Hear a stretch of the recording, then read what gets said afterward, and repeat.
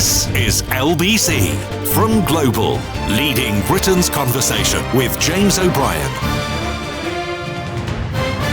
3 minutes after 10. You could be forgiven for not noticing, but Nadhim Zahawi was, of course, sacked as the chair of the Conservative Party after he was found to have breached the ministerial code by failing to declare an HMRC investigation into his tax affairs. Prime Minister's own ethics advisor, Sir Laurie Magnus, found that he had made a serious breach of the code by not telling officials he was under investigation when he was made Chancellor by Boris Johnson. He also failed to officially declare that he'd paid a settlement to HMRC for tax avoidance when he was put in the cabinet by Liz Truss the following September, and when Rishi Sunak made him Tory chair and minister without portfolio in September. So an extraordinary example, really, of how a right-wing politician can rehabilitate himself from serious scandal, while Keir Starmer yesterday, you'll recall, was under attack for working for free to abolish the death penalty in former colonies. We use the phrase client journalism quite a lot on this programme, but there are days when the phrase doesn't seem to go far enough. And Zahawi's just one of them, attempting not only to gloss over his own scandalous recent past, but also to point fingers at others, calling, in his conversation with Nick earlier, calling for the former head of the Post Office to devote the rest of her life to charitable works. I'll say again, he was sacked for breaching the ministerial code, sacked by the current iteration of the Tory party. Almost unsackable cohort of charlatans and chancers. And yet he managed, perhaps uniquely actually, apart from, of course, Suella Braverman, he managed to actually get sacked. Even Dominic Raab would have hung on if he hadn't promised to resign in the event of being found to be a bully, because he was then found to be a bully, so he had to resign. But he would have tried to hang on if Keir Starmer hadn't pushed him into making that promise. So someone sacked for a breach of the ministerial code is able, through a combination of cynicism and opportunism, to use the Horizon Post Office scandal to cast themselves as a moral crusader.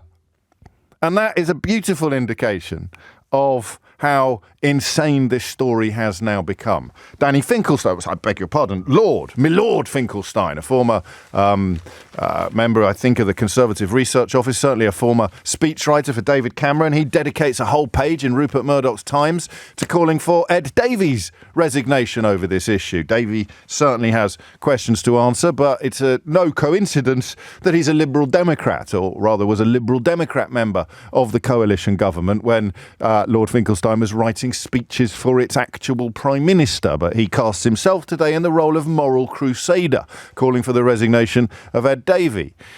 I hesitate to put Nigel Farage in the same breath as Lord Finkelstein, because the latter is a valuable contributor to public discourse, whereas the former is, of course, simply the most stubborn skid mark on the underpants of British politics. But Nigel Farage has used the opportunity to call for Keir Starmer to answer questions about why he didn't do more to stop this scandal. And all of them remain silent about the fact that as Chancellor of the Exchequer, Rishi Sunak oversaw the award of billions, that's a B, lest you're in any doubt at all, billions of pounds worth of contracts to Fujitsu, the architects, of course, of the disastrous Horizon software, after the details of the scandal had emerged. I don't even know where you go with that. £3.6 billion during Sunak's time as Chancellor awarded to Fujitsu in solo and joint public sector contracts after the December 2019 ruling that was the focus of that ITV drama. So we are living in very, very strange times. Disgraced former chairman of the Conservative Party casts himself as a sort of caped crusader against malfeasance at the Post Office. Former speechwriter for the current Foreign Secretary and former Prime Minister goes after a member of that former Prime Minister's government and calls for him to resign over this scandal. And the beery flatulence made flesh that is Nigel Farage somehow sees himself as qualified to comment on Keir Starmer's culpability for a scandal caused by a company using software that was unfit for purpose, but which still received just shy of £4 billion worth of public money in contracts from the current government after the details of their scandal had emerged. And you think I exaggerate, don't you? when I talk about the incestuous relationship between right-wing politicians and right-wing media. You think I go a little bit too far sometimes when I tell you that they can pretty much do a lap of honour around a newspaper column or a television studio or a radio studio for being wonderful, upright people without it even being mentioned once that they got sacked for breaching the ministerial code and not telling prime ministers the truth about their own tax affairs. Oh, what a tangled web we weave when first we practice to deceive. It's all gone a bit bonkers now, hasn't it? I told you it would. I didn't think it would go this bonkers. I really didn't. I have to correct something from yesterday's programme. I suggested that the numbers weren't that extraordinary, but another caller, it was Jane, I think was her name, a TV producer who rang in towards the end of yesterday's conversation and pointed out that the consolidated figures would go through the roof. So by the time everyone's caught up on catch-up or watched it via different methods, that idea of us all sitting down at 8 o'clock on a Friday night, with a couple of glorious exceptions, it doesn't really apply anymore.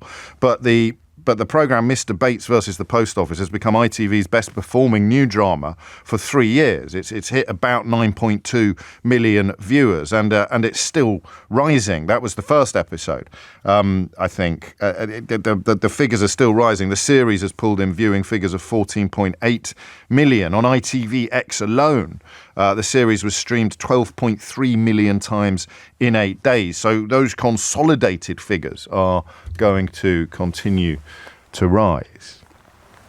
And that's what I want to talk about today. I want to talk about the combination of genuine lessons, if you like, substantive lessons, and the sort of almost hysterical moral panic that has now kicked in. You will know that shortly after we came off air yesterday, Paula Venels gave back her CBE. Partly perhaps in response to the scale of the petition calling for her to do precisely that, although more likely in response to the actual detail of the revelations that are now reaching a much, much wider audience than they had reached before. More than 100 further potential victims have come forward in recent weeks. And for reasons that we'll never be able to pin down precisely, the coverage of this story, the facts of which have been known for years, the facts of which were known when Rishi Sunak, as Chancellor, decided to award billions of pounds worth of contracts to the company responsible, ultimately, for the false imprisonment and the false conviction of hundreds of sub-postmasters. The facts are now reaching parts that no other form of media has managed to reach. And I don't quite get it. I don't quite get it. I think I understand this Zahawi, Farage, Finkelstein triangle rather better than I understand the rest of it, using this opportunity to score political points for your own self, in Farage's case, or your own party, in the case of Finkelstein and Zahawi. That's as old as the hills, and the fact that 80% of our print media certainly leans very, very heavily towards the Tory party gives them an almost free swing at the story and the freedom to use it as an attempt to pursue their own political vendettas. But for the rest of us, what are we taking away from this story? What are we learning? What is this story about? And what should... I'll tell you what I want to ask you today.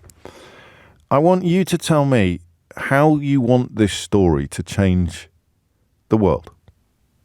I think that there is an element of might being right. There is a presumption that a doughty, weighty institution such as the Post Office, populated by people with CBEs and fancy titles, must be correct, even when hundreds and hundreds and hundreds of little people queue up to insist that it isn't. I think that there's racism involved in this.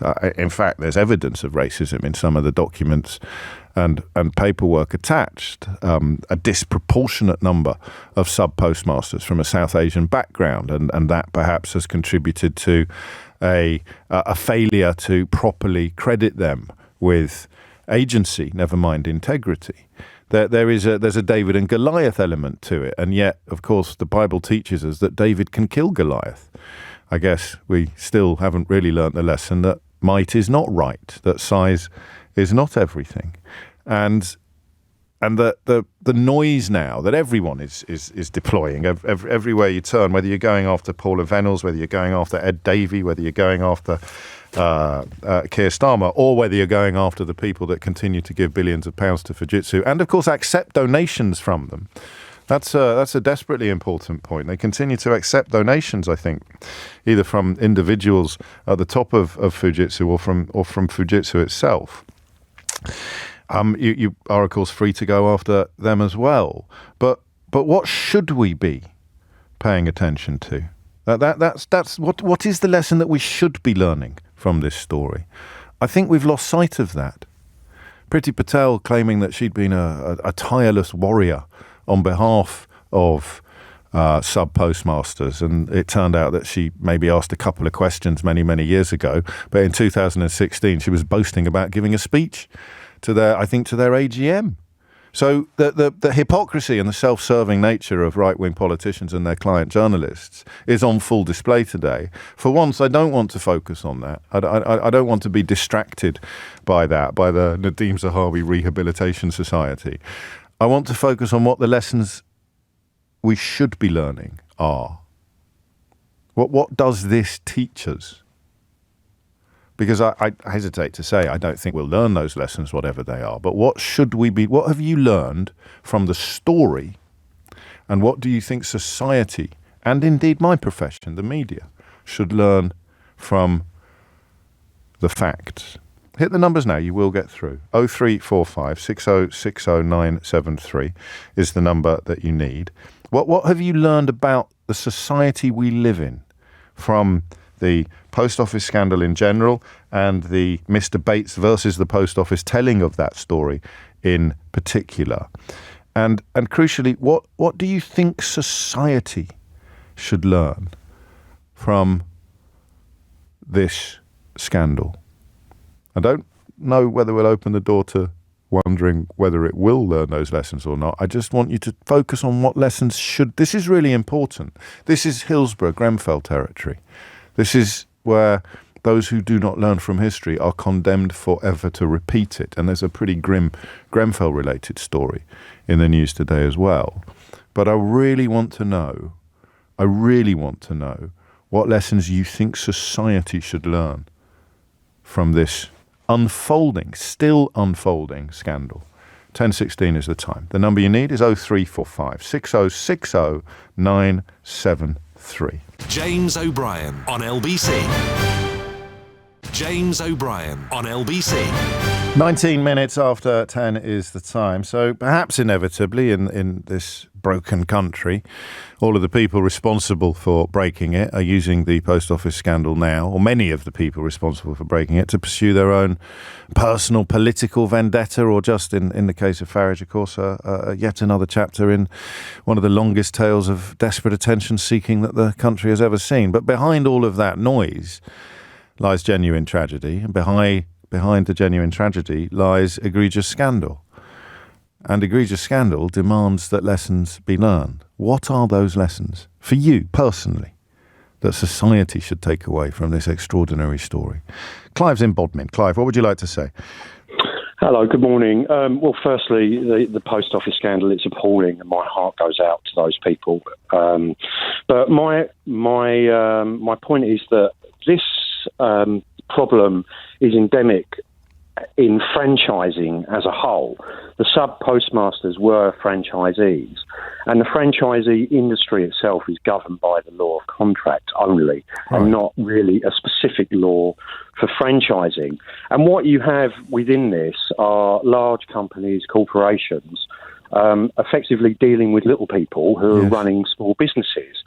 Now, when those small businesses come into a dispute with those franchisors, they're up against the number one factor, which is money.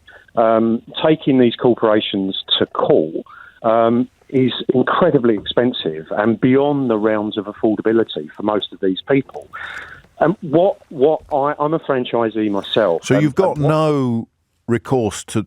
I mean, it's a bit the way you've described it, Clive, and I will hear your specific perspective imminently. But the way you've described it actually reminds me of libel.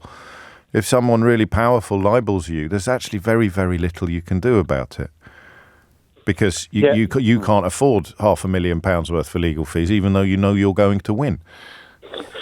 That's so right. And what I saw, the documentary on TV, it just brought a lump to my throat.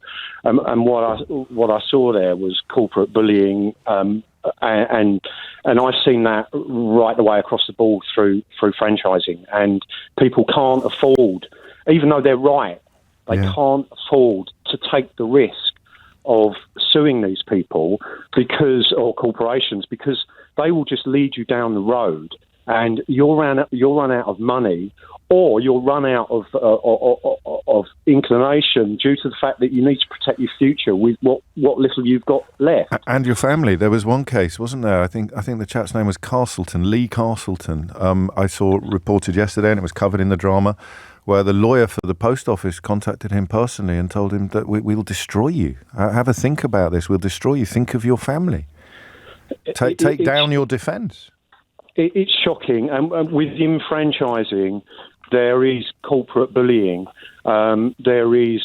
I need to be careful. But no, I know. You better not name the company. No, I'm not going to name anyone. But what can just twisting the truth and using their weight of money to quash individuals, which has led to bankruptcies, suicide. I mean, hopefully some franchisee lawyers would call in and substantiate this. But the story is not just isolated to the post office, albeit that is obviously the worst and most heinous situation. No, I'm glad you've rung in. I'm glad you were listening today, because the David and Goliath element of it obviously is going to apply to many other sectors as well. The very simple idea that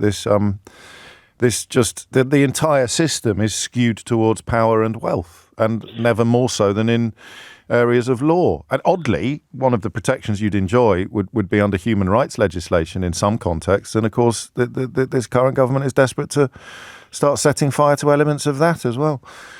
Of course, your question was what would you like to be seen done? What would you like to see come from this? And if I'm talking franchisee specific and the law of contracts, which encompasses so many people, there's so many businesses, small businesses running in franchise, I'd like to see the ability for those people to be protected under the legal system so that they can take action and afford to do so. So a form of legal aid for that type of situation would be... Because otherwise you'd need to rely on the auspices of someone like Jolly and Morm over at the Good Law Project to take up cudgels on your behalf. That's an enterprise in a space where Clive argues really public money should be in position. Thank you, mate. I'm sorry I can't find out more details about your personal position, but I think as we were both conscious, not least for some of the reasons that we've alluded to, we'd be on fairly thin ice with regard to right of reply and what have you. This is strong from No Hostages. When you look at every British miscarriage of justice, when have the powerful people or institutions responsible for the miscarriages ever paid for their wrongdoing? If the Bloody Sunday episode taught us anything, it is that while you might get an apology after decades of campaigning, the wrongdoers will never be convicted of anything. If you come close, they'll just legislate to make it impossible. So what would you add to that list? Bloody Sunday, Hillsborough, apologies galore, but no actual punishments or meaningful convictions. Grenfell, still unfolding, of course, and yet a sense perhaps already that proper punishment will probably not occur for people responsible for creating the context in which that tragedy could unfold. I would add to that list at the moment, I'd add COVID, actually. I'd add the COVID inquiry to that list. If you think any of these people are going to be held responsible for the deaths that they helped to cause, I've got a bridge I'd like to sell you. Clive, take care. Laura's in Raiden in Suffolk. Laura, what would you like to say? Hello, James. I think you asked what lesson should we learn from it. I think it's really important that we learn that there's no such thing as true democracy anymore. Corporate greed has its claws so deep into the very fabric of our society now. And that's a global issue. Don't forget that this has come out as a consequence of democratic checks and balances. As a consequence of a free press, as a consequence of a cross-party political inquiry led by James Arbuthnot. I mean, the scandal has, albeit belatedly and unsatisfactorily and partially, the scandal has been exposed as a consequence of what I would describe as central platforms of democratic society. Well, I'd say that were it not for the unwavering resilience and 20 years of his life of missed debates. Windrush. Forgive me, I have to put Windrush on that list that I just made, and I apologise for not having it in there sooner. Yeah, it did, but it was 20 years of his life within the context of a democracy. I don't want to accuse you of hyperbole, but in an undemocratic country, it never would have come to court. He'd have been shot in an alleyway somewhere. Well, you could say that, but it took so long. It took such a battle. It shouldn't have been that hard. And you said free press, but earlier you said sort of 80% of our media is right-leaning, and that's because 5 billionaires control 80% of the media we have in the UK. Not quite anymore. Again, that's a Twitter meme. Richard Desmond hasn't owned the Express for some time, and Mirror and Express are owned by a public company called Reach. But you've got Murdoch and you've got Viscount Rothermere. I don't even think you can include the Barclay brothers on that list anymore. So it's only two. And I don't want to sound patronising when I talk about Twitter memes, but I think what we're describing is a weakening of democracy and a weakening of freedoms, not an abolition, because Computer Weekly, Private Eye, the BBC, Nick Wallace, even the Daily Mail serialised Nick's book about the Great Post Office scandal. So it's very rarely, Laura, that I find myself in this position. But I don't think things are quite as bad as you describe. I suppose so. But that was going to be my point too. Yes. It would be that it shows that when enough of the population get behind something and demand justice. Yes, it does actually happen. So that would be another point. Yeah, exactly. Contaminated blood scandal we'd put on this list of similar or comparable stories as well. Carry on. Final point.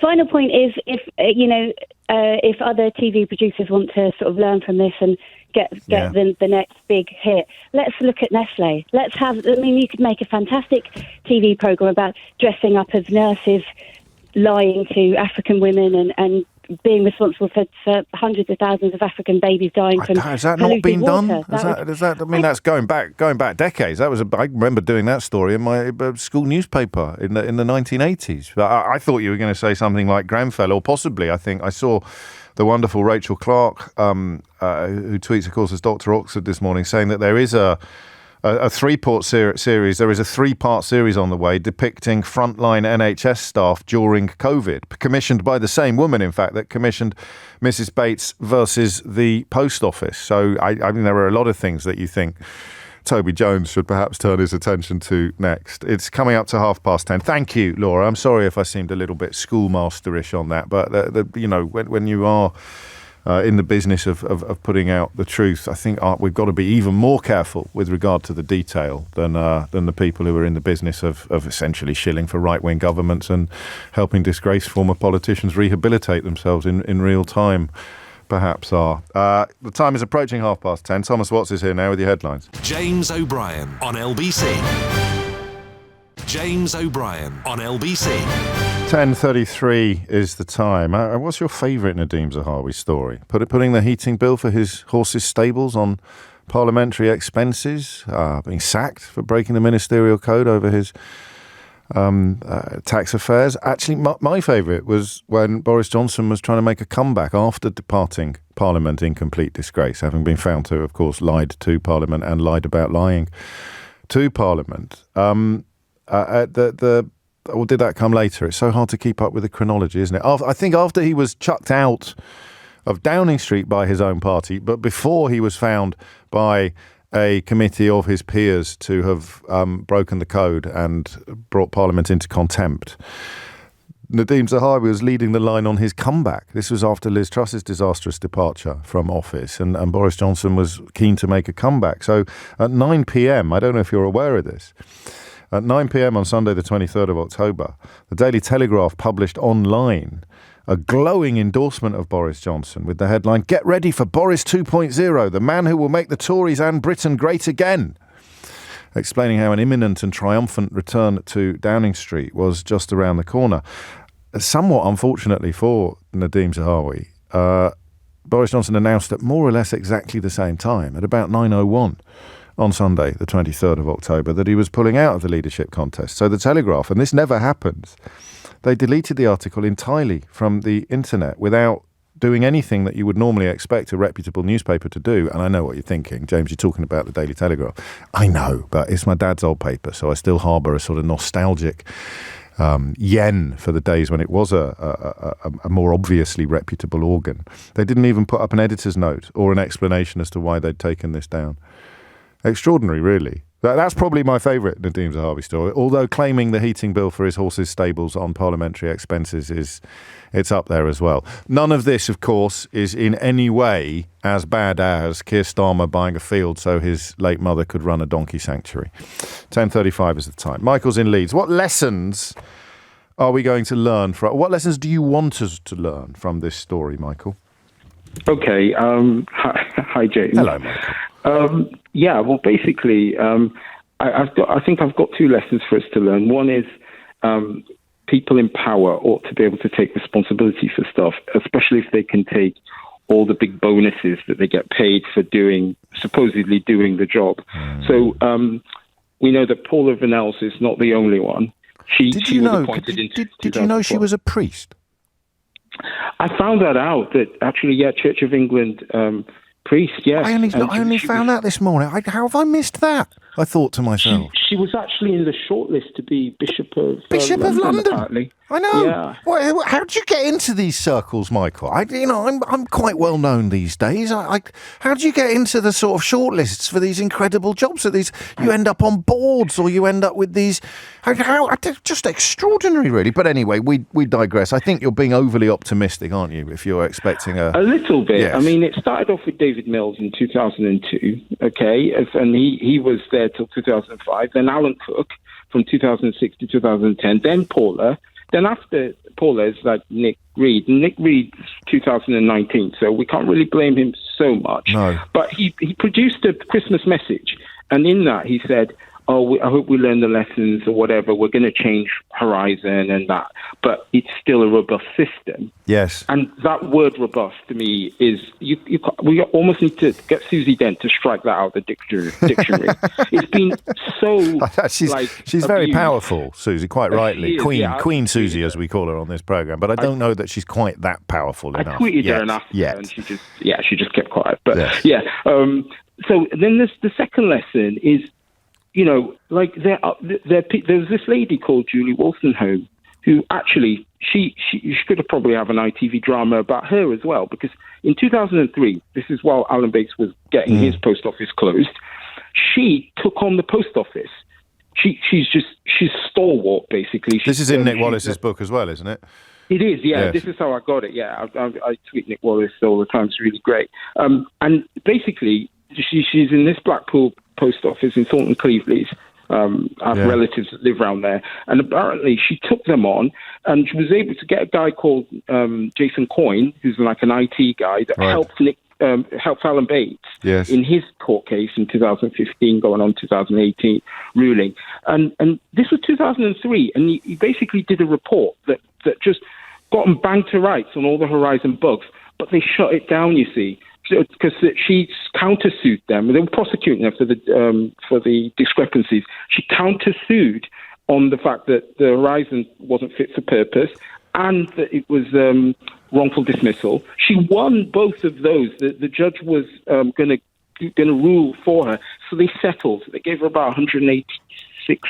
We're drifting a little from because I'm going to slightly, and I do urge everybody to read that book by Nick Wallace. But the lesson, really, I'm going to slightly redraw your lesson. What you want is more and more people to realise how absent the taking of responsibility for these sort of scandals is. So ideally, we would love to see a social change whereby people with responsibility for Bloody Sunday, Hillsborough, Grenfell, the COVID inquiry, Windrush, the contaminated blood scandal, Aberfan. Apologies to my Welsh listeners for not picking up on that sooner. We would like to see, if you like, consequences and actions, but the first step, perhaps, is a system in which a change to the system which demands it, that you actually have much quicker. Do you know who I think of, actually? The only one I can ever think of, and I'm not going to remember her name. Yes, I can remember her name.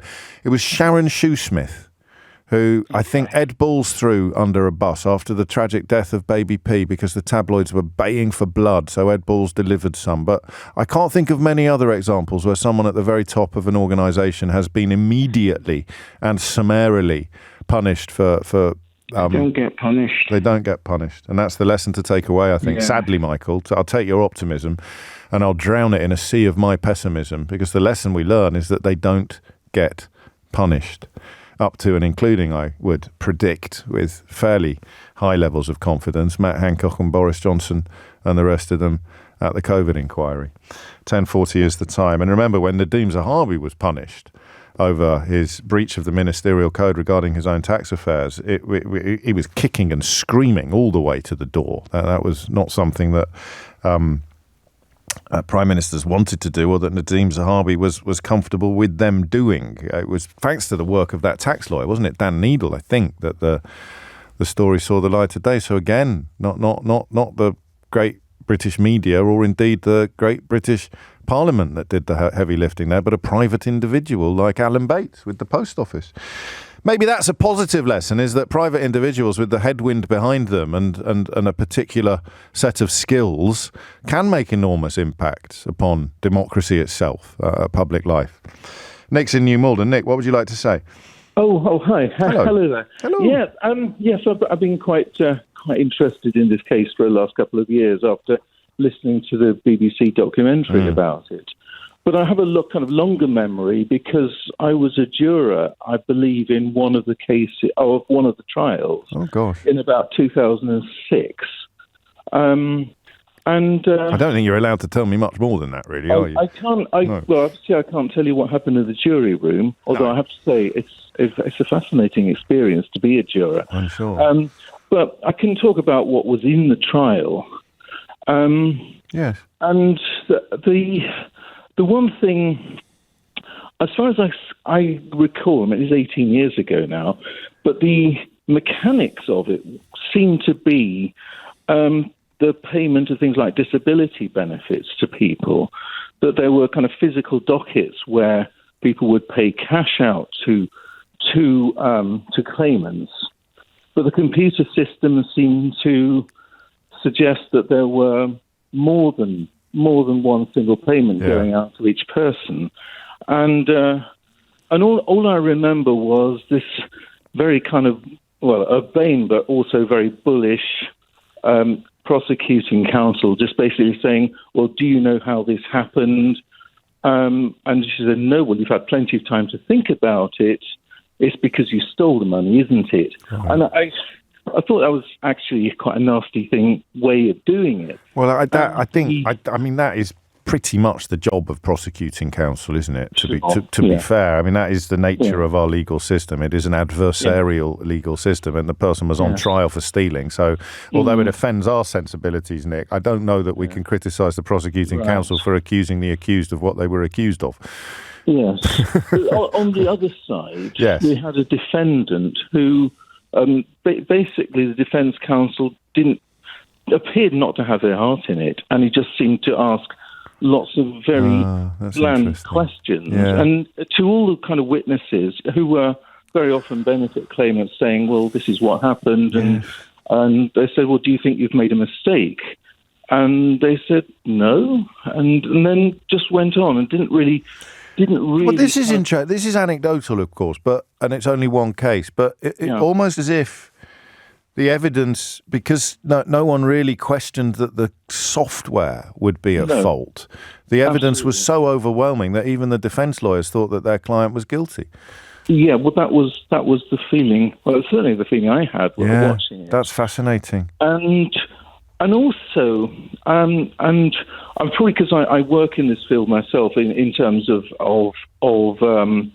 of investigation, yes, I kind of was really quite amazed by the sloppiness of the work of the post office investigators. Interesting. I mean, the documents they put to the court actually had kind of addition errors and all sorts of formula errors in them themselves. And instead of, what I would do, what I think I would have done if I was representing that client would be say, well, how, just to say to the jury, well, how can you believe any of this if they can't even get their act together on this? But anyway, again, I have to ask, Nick, did the jury find the defendant guilty or not guilty? Well, we couldn't get a majority verdict. That's the thing. I mean, I'm glad I didn't do that as a hook and tease and come back after the break for the answer. So it was a mistrial, was it? Or well, I think we just had to say not guilty for most of the case, but all but one of them. And I were lucky. And I just feel very sickened, actually, that I've actually been part of that process. Well, you shouldn't beat yourself up for it, because what you've highlighted, actually, I think is and this isn't in defence of anybody, but once again, I remind you of the difference between explanation and excuse. Sometimes when you try to explain things, it can sound like you're trying to excuse them. But do we have a sort of white coat syndrome with computers? So you just think the computer can't be wrong. It's why that Little Britain sketch was so effective, isn't it? The computer says no. It spoke to something, actually, that we all recognised. It spoke to something universal, that skit. And it never really seems to have occurred to anybody that the computer could be... So human beings are fallible and sometimes dishonest, but computers are not. Computers are computers. They are infallible and they can't be honest or dishonest. It's like a calculator. You type 2 + 2 into a calculator, it will never say 7. And yet it did. And I think psychologically, the impossibility of contemplating that, even as you're wondering where all the money's gone. Why is the local sub-postmaster, who's apparently £500,000 in the black on dodgy deals through his own books, why is he not driving around in a Ferrari? Why has he gone on holiday to a caravan in Weston-super-Mare when he could have gone to Barbados? So those are all pertinent questions, but they all come after the psychological failure to contemplate the possibility that people were punching 5 + 5 into their calculators on their post office computer systems, and the computer was recording 27. And then when you come to balance the books, there's £17 missing.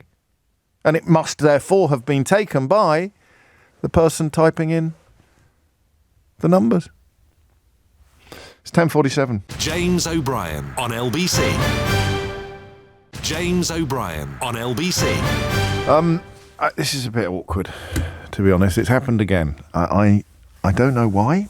I know I can sometimes come across as a bit boastful, but I do think it's pertinent that we are the biggest show on LBC, and I never get what I ask for. I never ever get what I want, at risk of sounding like a Rolling Stones song. So I wanted some production, we call it in the trade, for my new feature, Smear Kia, which is the increasingly desperate attempts of client journalists and right-wing media to smear Keir Starmer for things that are not actually bad or negative. It began with the Mail on Sunday's attempts to smear Keir for buying a field in which his late mother kept disabled donkeys, kept distressed donkeys, I beg your pardon. And when his late mother's disability made mobility an issue for her, one of her great pleasures was to sit in the window of her home. He told me this story himself, and watch the donkeys. Watching wildlife, watching animals can bring great joy. And the Mail on Sunday thought this was absolutely disgusting, especially when he sold the field for more money than he'd paid for it originally. That was the first example of smear Keir in the UK media, but this was before they really started panicking. 13 front pages about a curry that he had in Durham, which was not in breach of any rules or regulations, laws or COVID requirements. And again, the Mail on that occasion dedicated 13 front pages to it, at the same time that they were not only defending Boris Johnson's repeated lies and law breaking, but also preparing to give him £500,000 a year to write a column about things like why he's not allowed to set fire to Christmas trees, despite the fact that it was his government that passed the laws that prohibit the burning of wet wood. So that was another smear Keir. Then you had, more recently, just before Christmas, the Daily Telegraph went in very hard on the revelation that when Keir Starmer was a lawyer, he had worked as a lawyer. Absolutely disgusting behaviour, that, honestly. Shocking. And yesterday, the Sun newspaper soiled itself quite spectacularly by revealing that Keir Starmer worked for free to abolish the death penalty in former UK colonies. For free. Down with that sort of thing. Absolutely down with that sort of thing. And then finally, the Ode to Joy, the revelation that he particularly enjoys Beethoven's Ode to Joy because it reminds him of the collapse of the Berlin Wall at a time in his life when he was just starting out, and he therefore associates it with what he wants the Labour Party to be, something dedicated to freedom and meaningful change. But it's also the anthem of the European Union. So the Smear Keir campaign attempted to malign him for that as well. I've got one today. I don't think it's not like chart topping, but I haven't got any production. I'm being denied production on this programme. They're all too busy providing Chris Moyles with more jingles than you could shake a stick at, or I don't know, probably the newsagents have got the stab producers working overtime. I'm not allowed anything, apparently. We've asked. Eleanor has gone into bat for the programme, but we have come back with nothing. So I'm going to have to rely on you to do some production for the programme, despite the fact that it is, I think, currently the most popular talk show in the whole of commercial radio in the United Kingdom. I'm having to crowdsource production. And this is what we've got so far. Smear Keir.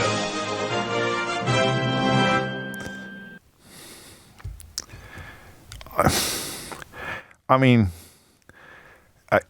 I'm very, very grateful. So it's a wonderful man who runs a cartoon account, the Trumpton cartoon account, which is absolutely wonderful, and I'm incredibly grateful.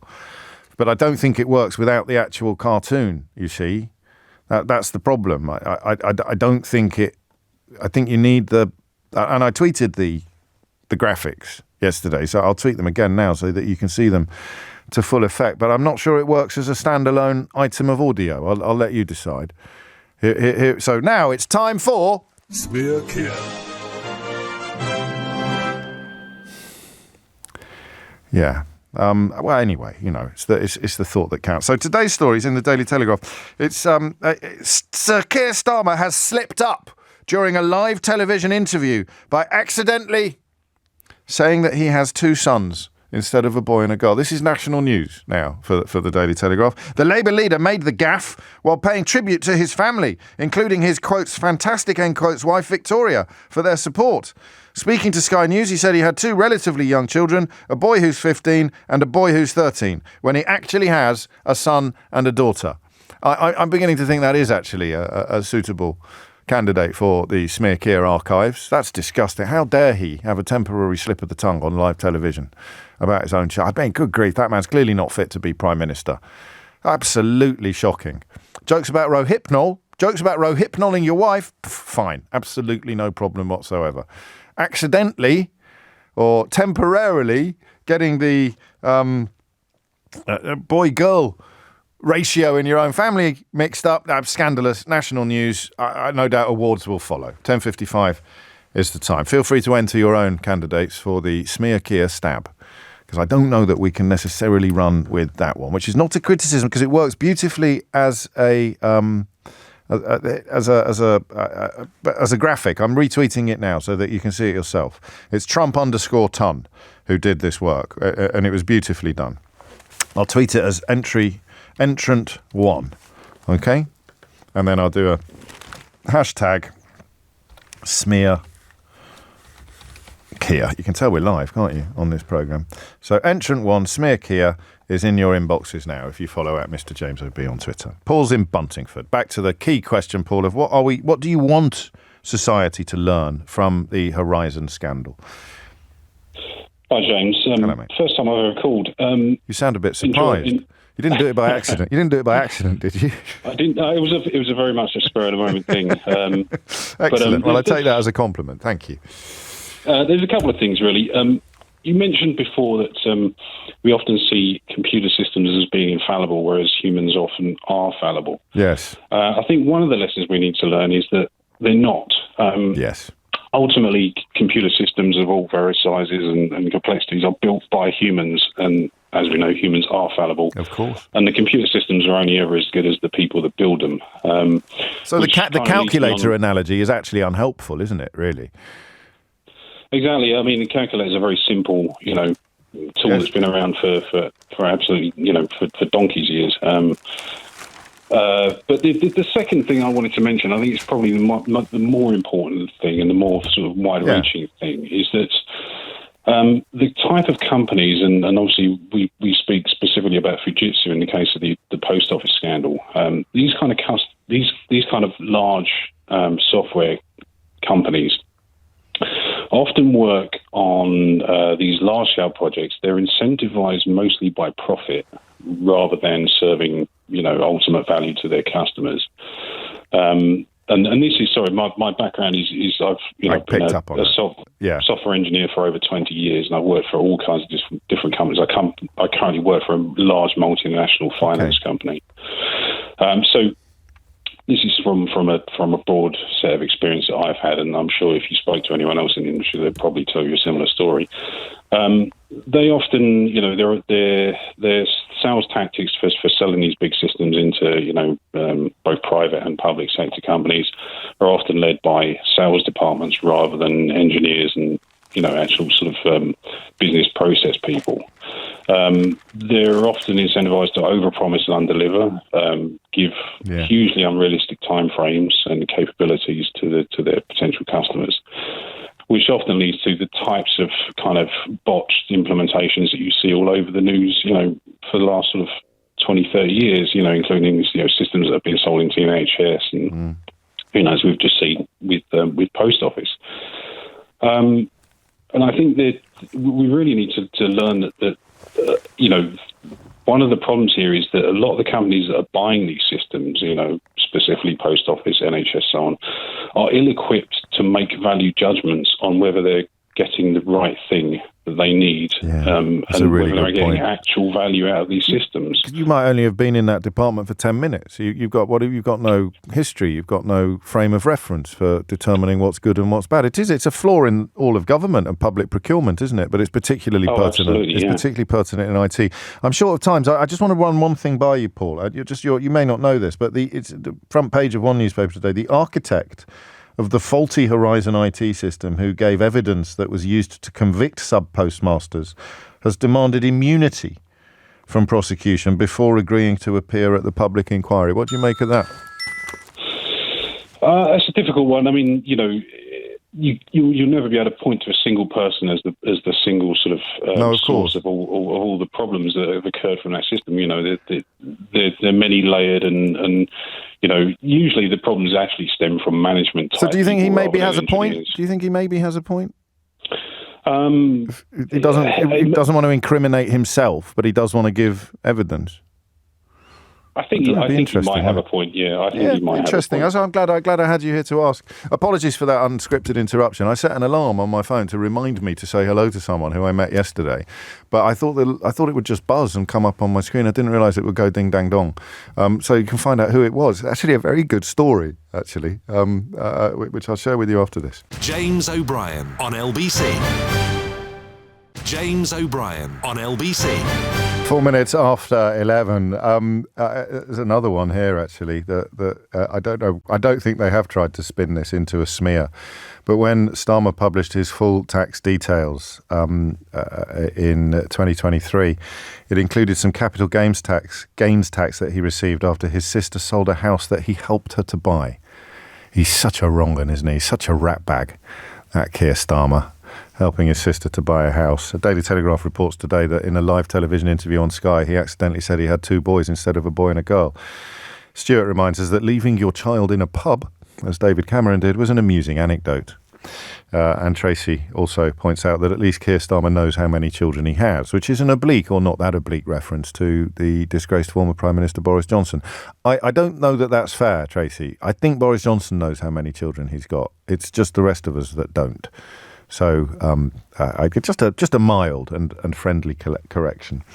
5 minutes after 11 is the time. I will tell you the A funny story. So I set an alarm for 11 o'clock, and I thought, hey, go to the news on time, and the alarm will go off, and you'll be fine. And then, of course, I never go to the flipping news on time. So my apologies for that outbreak of unprofessionalism on the programme. I don't like the next story for a whole heap of reasons, but I do think, and some of the elements of it did actually pop up on yesterday's programme.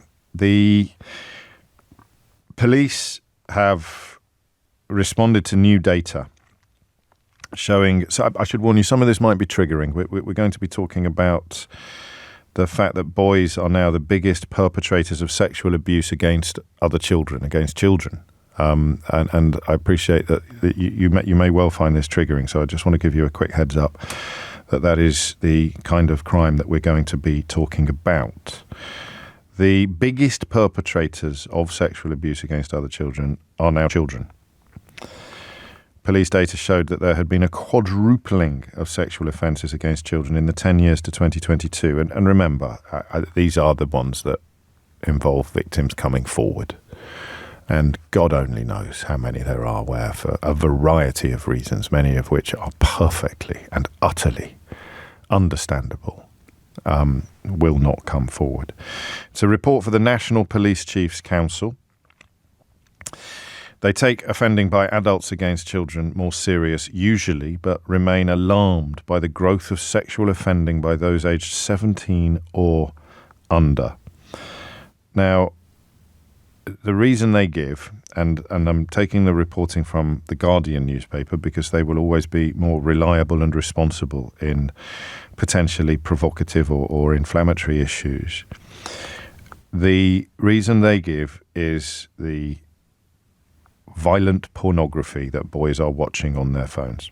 Boys are watching violent porn on their smartphones, then going on to attack young girls. I would add to that there are probably other influences than pornography, although that they're very adjacent to pornography. This Andrew Tate character clearly provides a sort of how-to guide to unpleasant misogyny, deeply, deeply unpleasant misogyny that a lot of young boys have been attracted or seduced by. So I would throw that into the mix as well. But this conversation will begin with the establishment of the fact that accessibility to smartphones in particular and the internet in general has created in the minds of many, many, many, many young boys utterly warped notions of sex, right? And I want to know how you I want to know how you found out. Because we talk before we come on air about how we will turn a story into a phone-in. We do. It's important that you do that. And the more interesting our conversation is, then often the more interesting the question we ask for you. And we were talking about how do you fix it? How do you help a boy get back down from that horrible place where he has got utterly warped ideas about sex because he has been watching violent pornography or listening to misogynistic influencers on the internet. But it occurred to us actually that in order to help a boy get down from there, you have to know he's up there. And you probably don't. I used to tell a story, God, it feels like a different age, doesn't it? And I wonder how many people listening know which story has just popped into my head. But it was one of those moments where I felt things shift inside me about the world in which I lived. It was a moment of social change that I clocked in real time, in the wild, as it were, in real life. And I'll tell you exactly what it was, because it's actually quite relevant to this conversation. I was on a bus, and there were three boys sitting just behind me to my left. I still, even at 52 on Saturday, and I still like to sit on the front right-hand seat on the top deck of a double-decker bus because it feels like you're driving. So I can remember where I was sitting, and I can remember where they were sitting. They were sitting in the third row back on the left-hand side of the top deck of the bus.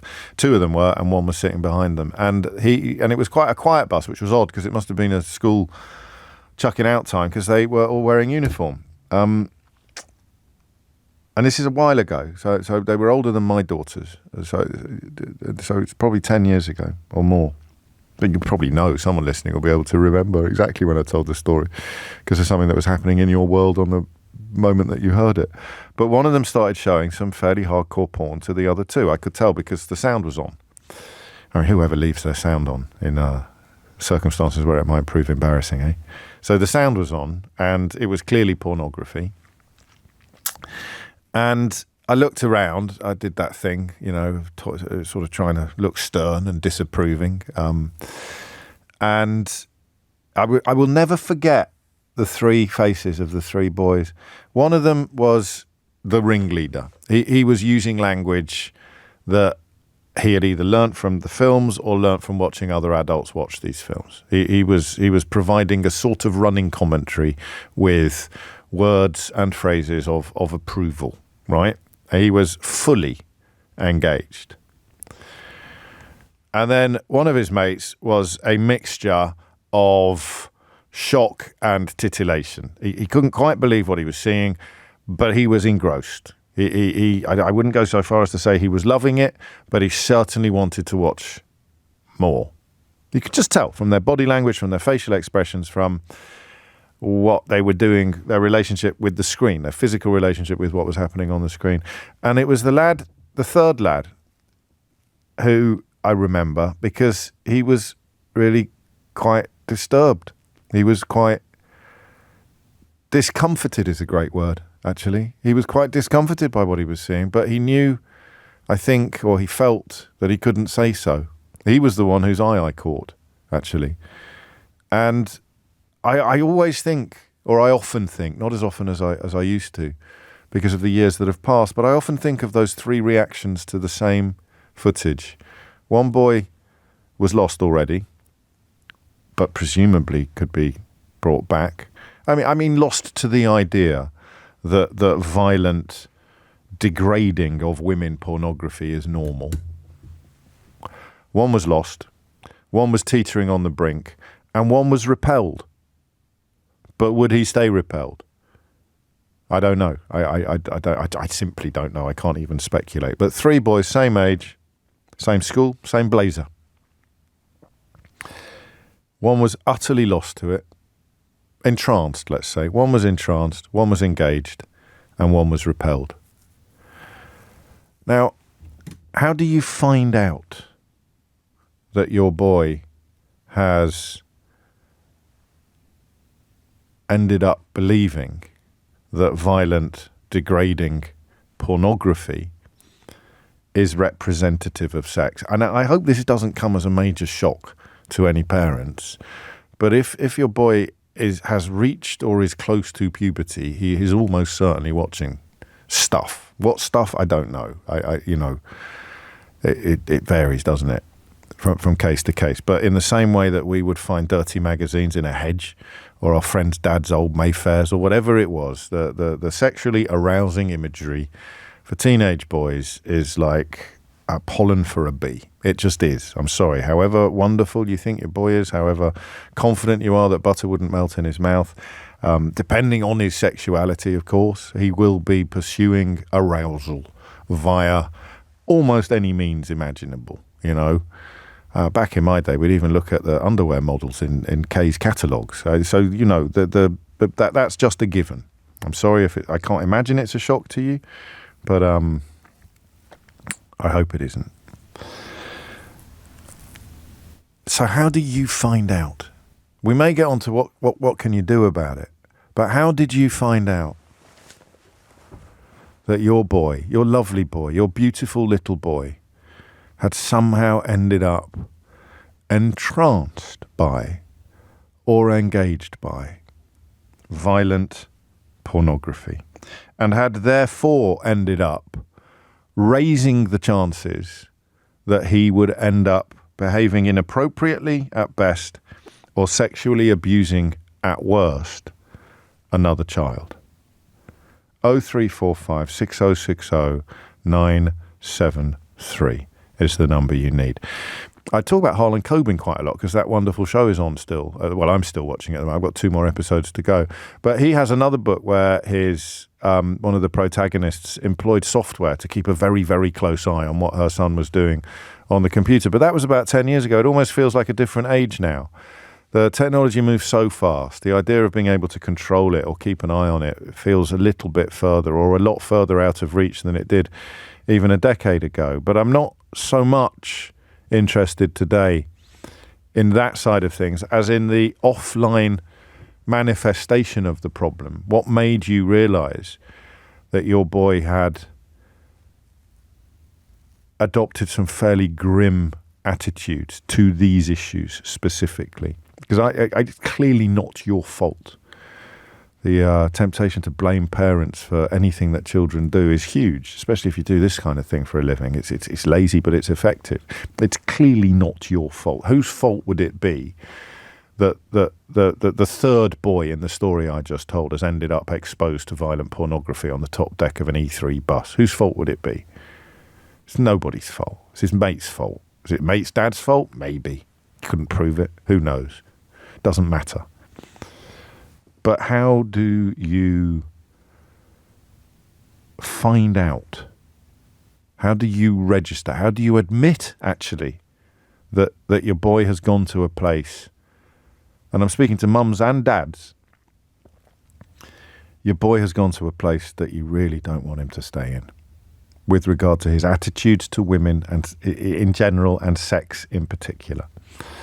0345 6060 973 is the number that you need. Okay, so boys are now the biggest perpetrators of sexual abuse against other children, and the fact that they are watching violent porn on their smartphones and being exposed to misogynistic, exploitative influencers on the internet are contributing factors, if not the only or the main factors behind these figures. How did you find out? That's all I want to know. And it won't be easy, but it's important that you share and then perhaps provide a little bit of help and a little bit of guidance for parents not quite as far down the slope of parenthood as you are. 0345 6060 973. It's 11:17. James O'Brien on LBC. James O'Brien on LBC. 20 minutes after 11 is the time. You're listening to James O'Brien on LBC. Horrible story, horrible business. Must be horrible to have it in your home. Boys are watching violent porn on their smartphones, then going on to attack young girls, police have said. As new data shows, children are now the biggest perpetrators of sexual abuse against other children. How do you know? How do you find out? How did you find out that your boy had gone to that place where warped perceptions of women in general and sex in particular have become commonplace? David's in Edinburgh. David, what would you like to say? Yeah, hi James, thanks for having us on. I suppose it's twofold. One, as a father of two now grown-up boys, and youngest boy being 18, I've also got a daughter who's a bit younger, but also being someone that's involved in youth work and has been involved in training youth workers and staff how to engage with the topic and also having conversations predominantly with young men. From a parental point of view, there's an assumption that they will look at porn. There's an assumption that you won't be able to control it because you can't control information. Like you said, they might be boy number 3, 2 or 1. You don't know often until it's too late. So it's about having a discussion about, what it is they're seeing. Do they understand that there's, some of it's staged. Some of there are precautions. I mean, you're right, and this is important, and it's an important element of the next bit of the conversation. Yeah. Are you saying you just work on the presumption that they will be watching unpleasant stuff? You don't wait to discover the results of the unpleasant stuff. You have to start the conversation, because that's a nightmare for a parent to start a conversation at some point and say, without any proof whatsoever, I know that you're watching some filth on the internet and we need to talk about it. I think there's a presumption. My sexual education was a copy of Razzle left on the bus on the way to school. Yes. And that's as much as it got. So there is an engagement with it. Young people are looking at it, so you can preempt that by giving them the skills, critical thinking skills, which I don't think we do in the home. We dump everything on schools. and say, actually, do you realise that some of this is staged? Do you realise that some of the women or the people involved might be trafficked? Do you realise that actually, there may not be consent in what you're watching? And those sort of things actually, I think, add a slightly different view to most young men. Not all of them. Some of them have views that are too compounded, sometimes topped up by family and adults who maybe share, takeisms, if you want to call it that. Yeah, no, I hear you, but we're not. I mean, that's the tricky bit, really, isn't it? Is do you start the process with no basis for it except your fears, or do you wait for something to happen to which you respond or react? I think just like life, you start the process. How did you do it then? Well, it's about treating people with respect. It's about making sure. Listen. I'm going to say I'm just conscious of the time, but I just want to move. Sure. I want to move away from the obvious stuff that sounds a little bit platitudinal. Of course, it's so you sit down. Here's a 14-year-old boy. What do you say to him? Basically, there's lots of information out there already. No, I know, but I'm not asking about that. I'm asking what you did. Okay, well, what I did, I said at the end of the day, you look at the women around you in your life and think about how they would feel if you're looking at things that demean women. Obviously, it's not going to work. In terms of not necessarily. I mean, this is why I was interested more in the question of how you establish that your boy's got a problem rather than necessarily how you try to fix it. Because when it comes to the question of how you try to fix it, I think you are left with these inadequate sounding comments about demeaning and how some of the films are made.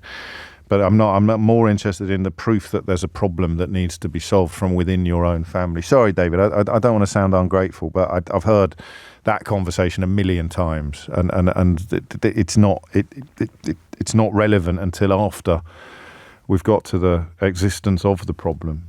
24 minutes after 11. How do you know? How did you find out that your boy was part of this phenomenon? That if watching violent porn on smartphones or any other device had given him a completely warped perception of women in general and sex in particular. And a quick word on Andrew Tate, who I sort of don't like talking about on the programme because I'm always wary of oxygen and publicity and that kind of thing. But I did get one message a moment ago from a chap called Dexter insisting that Andrew Tate is a positive influence and is good. And as a 36-year-old man, you don't know what you're talking about. And he's been back in touch to say, why don't you speak to all the girls who are encouraged to be promiscuous and who sell their pictures on OnlyFans and promote videos of themselves on it? So that there you go. That's the kind of person that thinks Andrew Tate's okay, the one who blames the women for their own sexual abuse and doesn't realise what he's doing because, of course, of the messages. And the point I'm making, although I don't think it was Dexter's intention when he got in touch, is that if a 36-year-old man can fall for that, then a 14-year-old boy hasn't got a prayer. Michelle's in Hackney. Michelle, what would you like to say? I'm going to kind of disagree with the last call and say you've got to put it back in the system.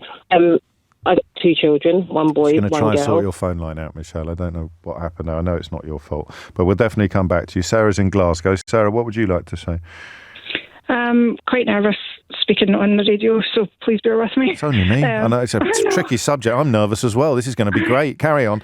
I'm a mum of a 23-year-old and a 16-year-old. And 10 years ago, my 23, well, I was 13 at the time, came home from school and they'd been talking in a sex education class and the teacher had mentioned that there was free porn online. Yeah. So this was the first time that he'd ever been aware of it, But they'd all gone and looked during break. Of course they had. And he came home and we were chatting away and we were like, look, some of it's not nice, sweetheart. And he was like, yeah. He says, Mum, like, they're choking people. And we were like, yeah. So we kind of had to have the sit-down chat maybe a wee bit earlier than we wanted to. Yeah, I tell you what, though, Sarah, I mean, what a credit to your parenting that he could even open up that much. There'd be an awful lot of boys listening who couldn't imagine having that conversation with their mum. Because some of his mates, didn't. Yeah, and then they kind of got quite, and they would be quite horrible to girls. And yes. Luckily, my son's quite friendly with the girls and all that kind of thing. And he was just like, no, that's not right. Do you know what I mean? Yeah. And then over the years, they had a conversation in 6th, because we went to school and said, why are you showing my 13-year-old son online sites? Yes. And they said, well, part of there was we shouldn't have done it, but part of it was we need to educate these kids. But I think it kind of backfired in a way. But anyway. Did it? Did it? Because, I mean, what about... Well, it has backfired because it has prompted some boys to go online, find some nasty stuff and not have a conversation with a responsible adult about it. Aye. But, you in know... a way it was, because it was open. Yeah, you know, we were able to have a chat. Exactly. And it was quite tricky, good. Isn't it? It is, because I've got a 16-year-old that luckily his big brother's been quite influential and said, like, mate, choking women doesn't happen. No.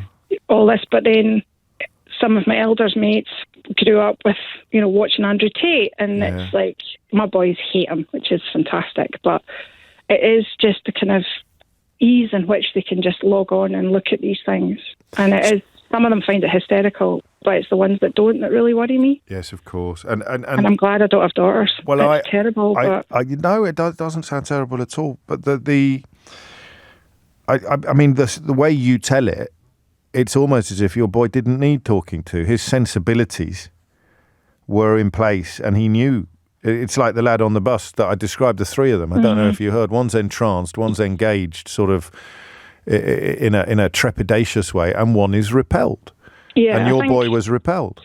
I think the good thing was that he was able to turn and say, "Is that right?" And his dad was like, "No, mate, it's definitely not. They don't bring a friend." Do you know what I mean? Yeah. So Yeah. we were able to have that kind of funny chat, but some of his mates had gone the opposite. Of course and they have. And they're never going to talk to anyone about it, and they're going to be the ones that end up with some deeply unpleasant opinions that can lead to some deeply unpleasant behaviour. But my 16-year-old is dealing with friends who think Andrew Tate's wonderful. Still. And he's like, just this is a nonsense, what are you talking about? Yeah. And it's a horrible time for kids because it gets videoed and it's there forever. And I just think at the moment, I would hate to have been at school where my boys are. And it's good that people are actually talking about it now and saying, like, the stuff that you see online is not real. And it's... No, that is it. I mean, because it is and it isn't, isn't it? That's the point. It's real in one sense and not real in another, and that's quite a difficult thing to convey. It's quite a difficult thing to explain. And I mean, what's quite scary is the thought that a lot of the work that needs to be done long before it pops up on your mate's phone or you go and look at it on your laptop. You need to be in a place where almost your instincts, your honed instincts, your nurtured, your cultivated instincts have made you the boy who would be repelled by it rather than the other two. And that's not a criticism of anyone. It's just an acknowledgement of, as Sarah said, it's a horrible time to be young. 11:30 is the time. Thomas Watts is here now with your headlines. James O'Brien on LBC. James O'Brien on LBC. 34 minutes after 11. I'm going to read this, probably without comment, because the story tells you everything that you need to know, except to say that it is a cautionary tale about where the unfettered access to violent pornography on the internet or any form, really, of exploitation can lead. Please keep this anonymous, is the first line. We are a middle-aged, middle-class, stereotypical family, teenage son and daughter. Our world was shattered when the police turned up at our door one morning and removed my then 17-year-old son's devices. He had viewed indecent images of children. He had been led down a terrifying internet rabbit hole from normal, in quotes, straightforward porn to darker and darker parts of the internet. We were rocked to our core. I know all mums love and think the best of our boys, but I cannot tell you how completely this is not him. He is kind, thoughtful. There was never any suggestion that he was harbouring a dangerous attitude towards sex or, God forbid, children. When it all became critically serious, he engaged fully with all the authorities, the police, social services, youth offending, etc., and he was actually relieved that this was being forcefully brought into the open and that he was made to stop. He was one of the lucky ones. Everyone agreed that he posed no danger and he received a caution. Had he been 18, so just months later, he would have been treated as an adult. He could have been taken to court and had his name released. I think he would have taken his life if that had happened. What came out from all the people I have dealt with is that this is an epidemic that we are not talking about. I know it's an extension of the theme under discussion, but this is where his watching pornography ended up. I should mention also that he has an autism diagnosis, which is relevant in terms of risk-taking and a lack of empathy. He knows he can never access any of that again, however, quotes, tame, end quotes. And I live in fear that one crossed line could end up with his life ruined. I think the line to take, well, there's lots of lines to take away from that, but the idea that the experts in the sector describing an epidemic that we are not talking about covers all of these angles, I think. 11:36 is the time. Michelle is in Hackney. Michelle, what would you like to say? Hi. Hello. What your last caller wrote in and said to you, that's where I'm coming from. I think what has to happen is it has to be tackled at school level. Yes. When they're speaking about sexual education. That needs to be covered, as it always has been. But now we've moved on. It is. I've seen my son's phone. He's 15.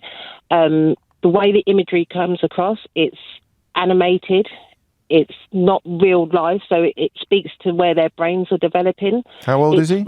15. It's violent, it's aggressive. I've seen it. He doesn't share it out. It comes into his phone, but it is just a common thing for his friends to do. Right.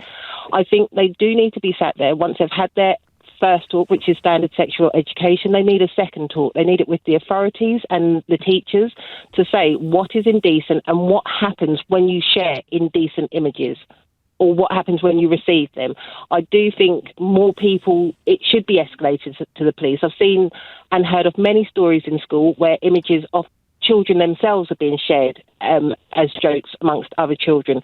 The police are never called. So these children do not know that they're sharing child sexual images. They just becoming a part of you're right. everyday No, you're right, and life. it's relevant. But I'm just going to steer you back to because we will have that conversation again, and we have had it before, and it is part of the total number of sexual offences. You're right. Young people need to know that even sending pictures of themselves can be a criminal offence if they are underage, because you cannot consent to it if you're underage. It's the same sort of territory as statutory rape. But just let me stick, because I don't know quite how to say this, but I don't believe that your 15-year-old boy is only watching animated pornography. No, he probably isn't. Right. This is what I've found on the network. Because I'm allowed full access to his phone. It's part of our agreement. Sure, but he can delete stuff, can't he? He can delete his search history. I would say yes, but that's not my. It's all there. Right. He has nothing. I don't give him anything to hide from, because I'm allowed to see it. I'm not allowed to comment back on it, but I'm allowed to see at any time what is going on his phone. And so the history is all there. I do see it all.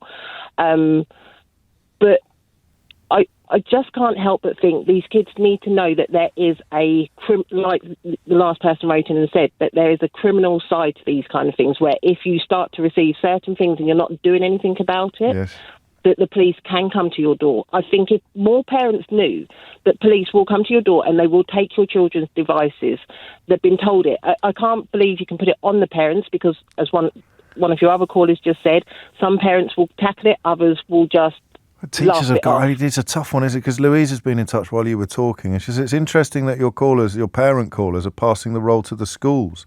Parents fund the phone; they should monitor it, which you are doing, and also have the conversations themselves. Parents need to parent; schools need to educate to a point. But where does the school's responsibility lie? And Louise is a teacher in Berkshire. The reason I think it has to go to school, it's like with any life lesson, you've all received the same lesson at the same time. So there is no excuse to say you were not told, you did not know. And that is the only time you're going to have all the children together is in a school setting. And they will all receive the same standard, basic information about it. And then what they go out there and do afterwards, they can't say, well, I didn't know, I wasn't told. You were told, you received this trait, this... I mean, actually, I see your point more clearly now. The idea that you need to frighten them a bit with the consequences of stuff they don't realise is dangerous. Actually, they're not seeing the consequences. If they knew what happened to the boy who the woman just wrote in about her son, they'd think twice. They would, although I think but the problem we're discussing is not particularly accessing illegal material, although that is, as I stressed, pertinent. It's more watching legal but distorting, violent, exploitative material that may have been made illegally. It may involve trafficked women, it may involve coercion, but there's nothing in the imagery that would render the viewer culpable until it leads them to do something criminal. And that's a different proposition from the one you're describing, but it's not to detract from the importance of the one that you are describing. I don't know how you do it. I mean, crikey, what would you do? What would you do if you were on that bus and in my seat, and you turned around and it was your son that was the one who was all over it? What would you do? The one providing the running commentary and the comments. What would you do? So I've got a horrible feeling that some of that will be learned behaviour. So the last person on earth who's going to give their son a talking to about those kind of attitudes is the parent from whom he's learned them. I don't know. Mike's in Portsmouth. Mike, what would you like to say? Hi, James. Just want to give you kind of some background to my situation with my son. So he's 13 years old, and because I work in the IT industry, I've got tracker on his phone, and I can check what he's looking at and things like that. And he was accessing porn, and I went to have a conversation with him, and I was just very, very honest.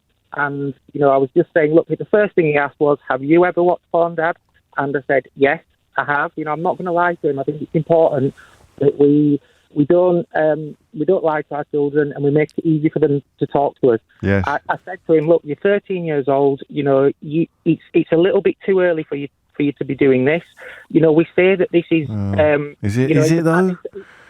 Well, But your phone is a bit muffled, Mike. I don't know why. I don't know whether. Sorry, can you hear me now? It's a little better. Yes. Yeah. Anyway, I don't want to pick over the detail. I don't want to split hairs. I think, but I also think that he's exposed to things at school, in the playground, at lunchtime. He's recently exactly to school, yes. and these things are going to happen. And I will monitor his phone. I think parents should really think about being able to monitor phones better, so that they get it instantly onto their phone, what they're looking at, not asking them for the phones, and saying to him, look, these things it's a little bit too early for you to be looking at that. I don't believe in school education, obviously educating children at school, because, yes, we educate them on bullying, we educate them on everything, but it still goes on. It's not going to stop. We also have to think that some children will watch porn when they're older and not generate and move forward into violent behaviour, just like some children will drink and that's very true. Alcoholics. So things will happen. So we have to tackle it. Or I believe, that speaking to my child about it, not making it a taboo subject, and being open about it is the best way forward. It's fingers crossed territory, isn't it? Really, that's all we can ever be as parents. But also, we can monitor what they're like. What they're like around the peers. What are they talking about? What they're saying. Are they over sexualizing themselves? All the things like that. There's cues that you can look at. My son's got neurodiversity as well. He's got ADHD, so I have to be careful about his social interactions, and things like that. But we can, as parents, do a lot if we notice. Don't let children just be upstairs on the Xbox, on the phones. Have a think about what they're doing and how that impacts their learning and understanding of the world. Because it's difficult. Difficult for parents. It is difficult. It's difficult enough for adults to navigate some of the complexities and the speed of change and technology. And I mean, as I say, we're obviously in fingers crossed territory. But do you sense that your lad was comforted by this conversation? Absolutely. I think the fact that I didn't overreact. I didn't say, right, there's consequences, right, I'm banning your phone, right, your Xbox is being taken, all the things that don't really work.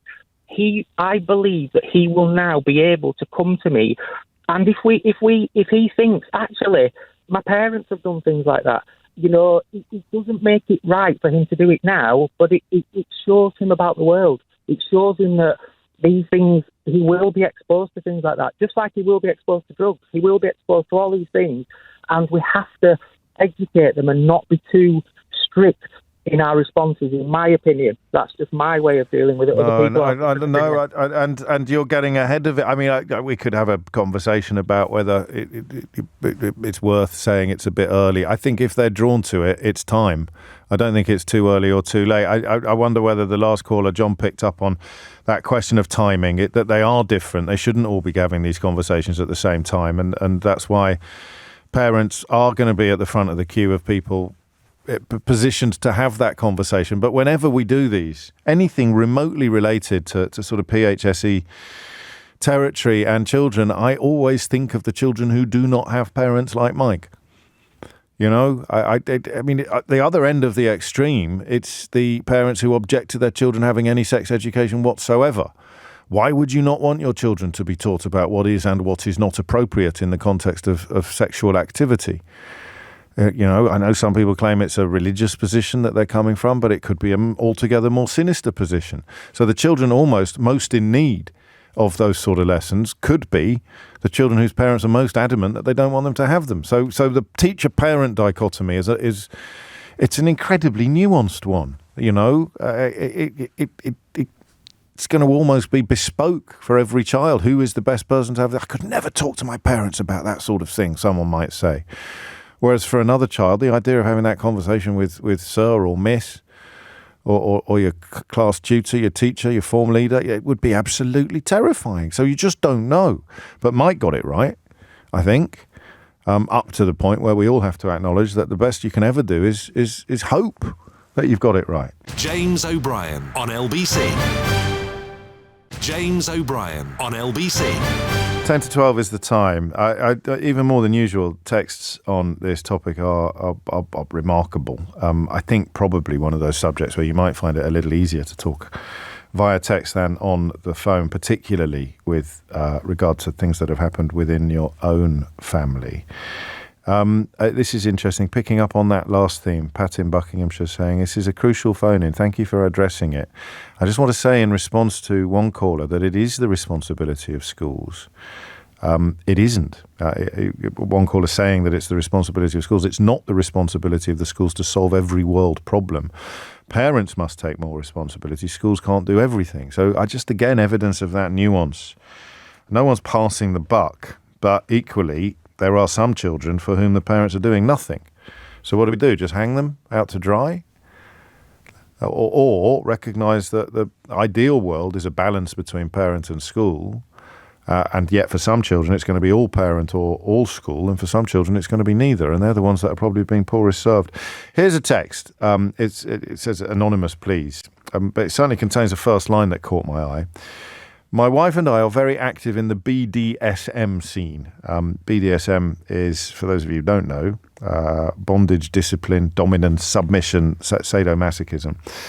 And we have a son approaching puberty. This is a really, really interesting, even perhaps an important contribution. It's not common knowledge, but the biggest issue in the kink scene is consent. Yes, there are some bad actors, but on the whole, you will find fewer non-consensual acts within BDSM, the BDSM world, than you would in a sample of the vanilla population. And again, I don't know whether I need to translate some of this terminology, but I'm going to anyway. The vanilla population would basically describe to people whose sexual activity is not, quotes, kinky, end quotes, or doesn't involve bondage, discipline, dominance, sadomasochism, or indeed submission. As our son develops, this is where I think this is really helpful, as our son develops, we will ensure that the issue of consent is at the forefront of any contact he has with pornography.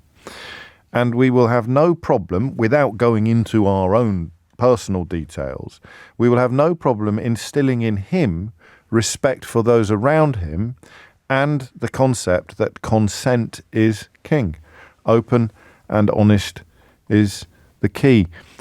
That's really well put. I'm so close to saying your name. If you say anonymous, please. You've texted in before, so I've got your name on the screen. But anyway, no one would know if I just said that first name, who I was hearing from. But that notion of consent's easily taught, I would have thought. More easily taught than some of the other issues attached to this. And again, just a question that I did already raise about that notion. It was from Mike, wasn't it, in Portsmouth, about it being somehow too early to watch pornography. This is really unhelpful. They say they need to be told that it's wrong. There is no need for pornography. And the whole time anyone can access it, expectations of sex will be skewed against women in a bad way. I'm afraid that is like trying to put a genie back in a bottle. Or, and don't text me to remind me that King Canute was trying to prove the opposite to his courtiers. It would be like trying to stop the tide coming in. I respect your position, but it is ridiculous. Can I say that? Can I respect a position and consider it ridiculous at the same time? I just did. It's coming up to 5 to 12. Natasha Clark is back in the studio for the first time in quite a long time. It's a reminder of the hiatus, politically speaking, that we have been enjoying, and the fact that PMQs... I enjoyed it. I enjoyed our little break. It's back. I'm glad to be back, though. Delighted. Good. And ready. This is, I mean, the last 4 that you've covered, you described, I think, sequentially as being the best that Keir Starmer had ever done. Yeah, he's not going to get better than that, is he? He was very, very good at the end of last year, wasn't he? Lots of zingers, lots of jokes, and generally his MPs on the backbenches seem to be enjoying themselves. It's not like things have got too much better for Rishi Sunak over the Christmas break. Have they got worse? Probably, yes. I mean, he's down 2 points in the latest opinion poll. I think down up to 22%, Labour around 46%. So he's got a long, long way to go. And, you know, first PMQs of 2024, this is going to be an election year. We know that. We don't exactly know when it's coming. Rishi Sunak says probably in the latter half of this year. Yeah. But never rule out. Would you not? Early. I mean, no, if you had to place a bet, you'd put it on November, would probably, you? yeah. Right. But I think that if... Say we have a March budget and things are looking up, the polls start to look up, the economy starts to look up. There's a lot of ifs here, I'll admit. I would not rule him out going a little bit earlier, but I think it's less likely, especially because the economy is not doing very well. I received quite a lengthy message while you were off from someone whose pedigree is impeccable and was working very close to the centre of operations in previous incarnations of successful Labour leaderships, i.e. electorally successful ones. And he thinks that a lot of the themes you were picking up on before Christmas, actually, the messaging has improved hugely in the last 10 months. The idea that he is dull but worthy is becoming a positive. The idea that a Prime Minister should use the levers of government to make the world better is actually cutting through to people. Public service, detail, intelligence, a sort of innate goodness, which has been absent from a lot of politics in recent years. So you don't even need to agree with his policies, but you can support the idea that what he's doing with a good heart because he believes in seeking to make the country better according to his values. I found that quite compelling. That's interesting. And yes, we'll obviously hear from Rishi Sunak at Prime Minister's Questions. His attack for Keir Starmer, which he revealed on Monday, was Keir Starmer will take us back to square one. Yes. Well, for a lot of people, square one's looking quite attractive right now, isn't it? Well, in terms of patient satisfaction in the NHS, in 2010 it was the highest it's ever been, so we'd welcome that square one, exactly. I think. So, but yes, there is that argument. There is, an argument, though, that Rishi Sunak obviously presented quite a bit of a different, contrasting Prime Ministership to Boris Johnson, and he will argue, well, I've got a lot of that. I've got a lot of public service. He is very much a details man, Rishi Sunak. He does read his briefs. He is always prepared for those things like liaison committees that Boris Johnson was perhaps not so prepared for. Equally, you know, he could have earned a lot of money, Rishi Sunak, working in the private sector. His argument will be, well, I'm working in public service because I believe in it. £300 or £400 million in the bank. I mean, the idea that he's sacrificing even more wealth in return for public duty is going to be a little bit hard to sell to the British public. But he will then argue, well, like I say, I could be doing something else, but I'm doing this because I believe in it. That's his argument. He could certainly argue that, as opposed to simply trying to impress his father-in-law. It's true. It could be. That's one theory that I've heard.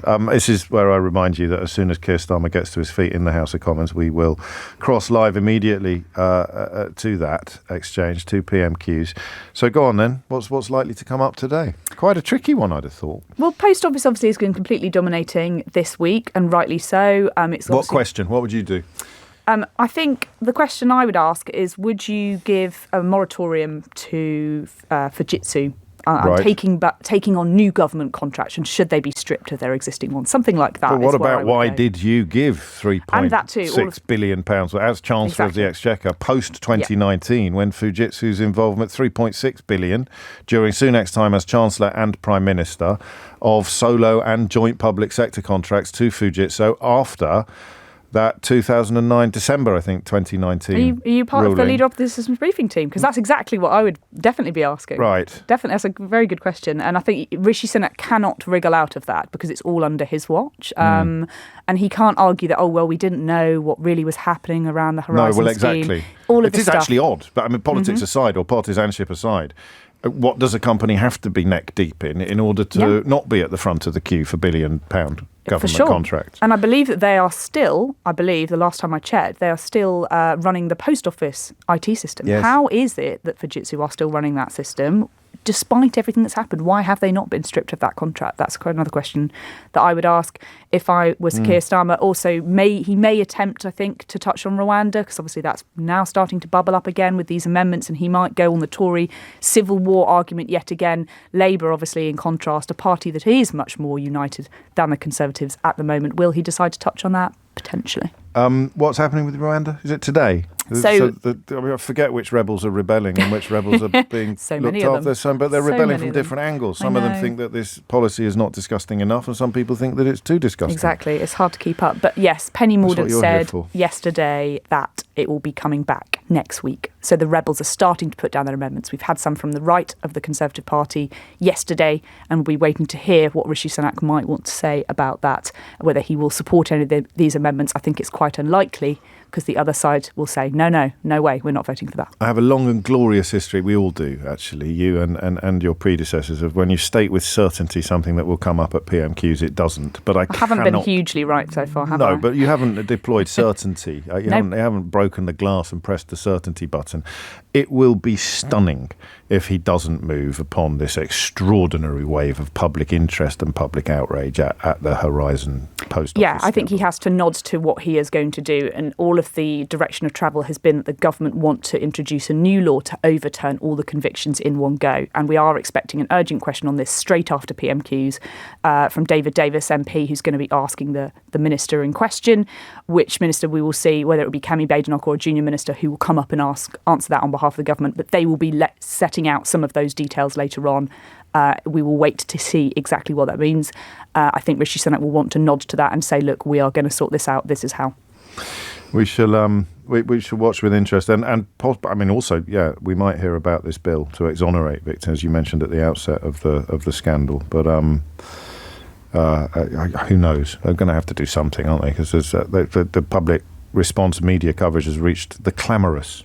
It has, level. And the government this morning have said that they want to pay all those payments out by August. They've set themselves a new deadline to do it. If they are going to do that so quickly, then this has really got to be quick. At the moment, it's taking so long to overturn every single individual conviction that these post office leaders have got over the years. There's so many of them. I think they've only done 90 something so far.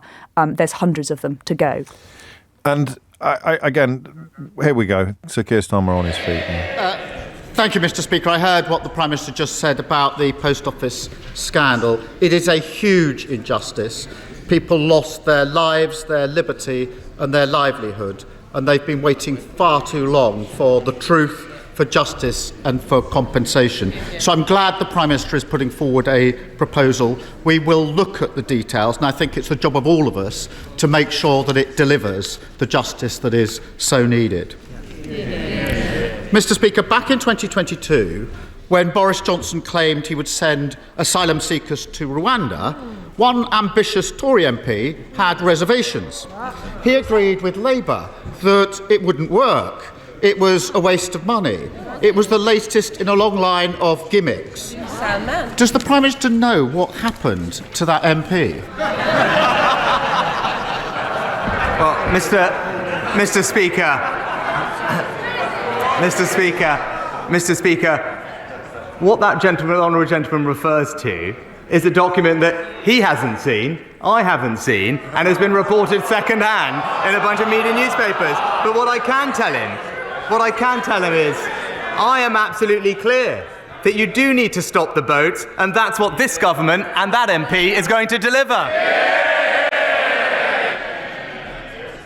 I notice he didn't deny it, Mr. Speaker. I'm not surprised. £400 million of taxpayer money down the drain. No one sent to Rwanda, small boats still coming. It's hardly a surprise he wanted to scrap the scheme when he was trying to sneak in as Tory leader. But he's been caught red-handed opposing the very thing that he's now made his flagship policy. Which member should we listen to? The one before us today, or the one who used to believe in something?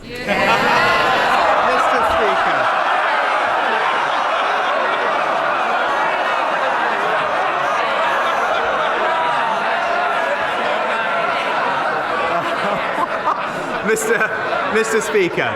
Mr. Speaker, I've always been crystal clear.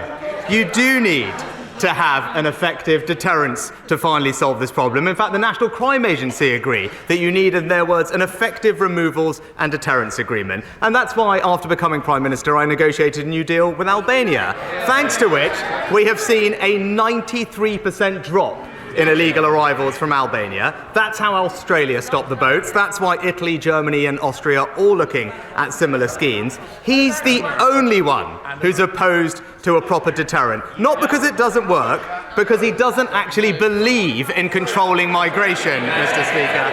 Every single time he picks the people smugglers over the British people.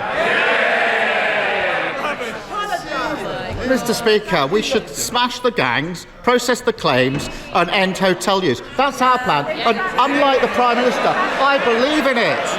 But I'm going to hear the questions. I don't want interruptions, please. It's very important. It's a very important topic, and I take it seriously. I hope members also wish to start taking it seriously. Prime Minister. Mr. Speaker, last year he started the year saying he was Mr. Steady. Then at his conference he was Mr. Change. Now he's flipped back to Mr. More of the same. Doesn't matter how many relaunches, flip-flops he does, he'll always be Mr. Nobody. And here's the tragedy of his leadership.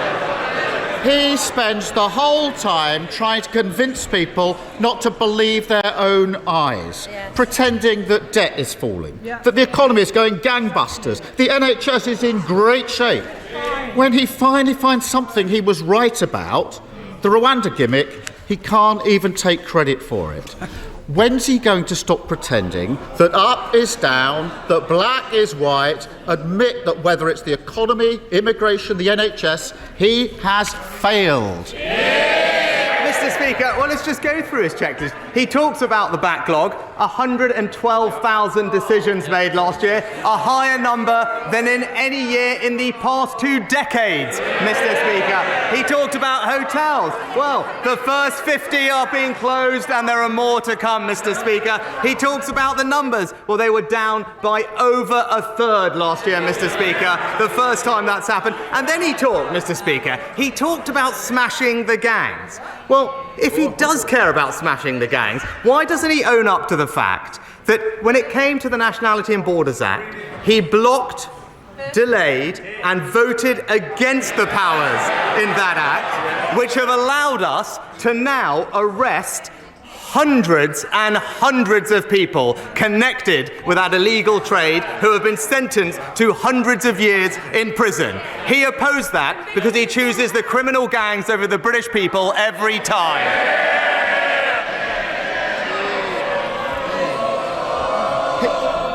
I don't think we are.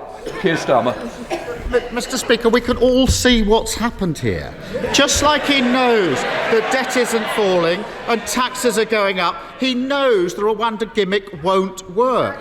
But he can't be honest about it because he's too scared of his own MPs. Doesn't he wish he'd stuck to his guns rather than to allow himself to be taken hostage by his own party? Mr. Speaker, we're debating this because we have taken a stand and we're delivering the toughest migration plan ever to end the legal challenges and actually get flights off the ground. And let's be clear about this. He doesn't have a single practical idea about how to stop the boats. But that's because he doesn't actually care about controlling migration. This is a person who described all immigration law as racist, Mr. Speaker. He thinks limits on economic migration are, in his words, economic vandalism. It didn't even feature once in his 5 missions, and he didn't mention it once in his conference speech. The truth is, he's pro-free movement, he's anti-border control, and he can never be trusted to stop the boat. I think we should smash the gangs. And I spent 5 years of my life doing exactly. This is the party that's lost control of the borders. And whilst he's tending to the Tory party, the country is left without government. Yes. A collapse in dentistry, leaving people literally pulling out their own teeth. Flood defences completely exposed. Hundreds of thousands of children still out of school. His government appears blissfully uninterested in what's going on outside the walls of Westminster. Does he realise how ludicrous it looks when he spends his time boasting whilst Britain is breaking?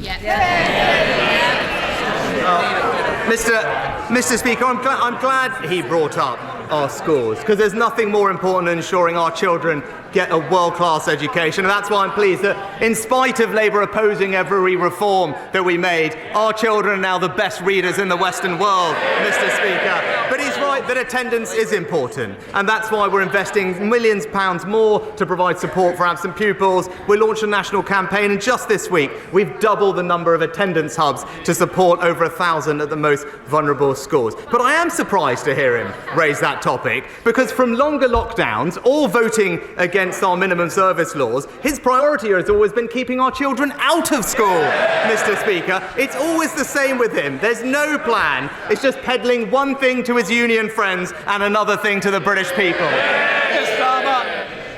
New year, new nonsense. Every week he stands here and tells the country they should be thanking him, not questioning him.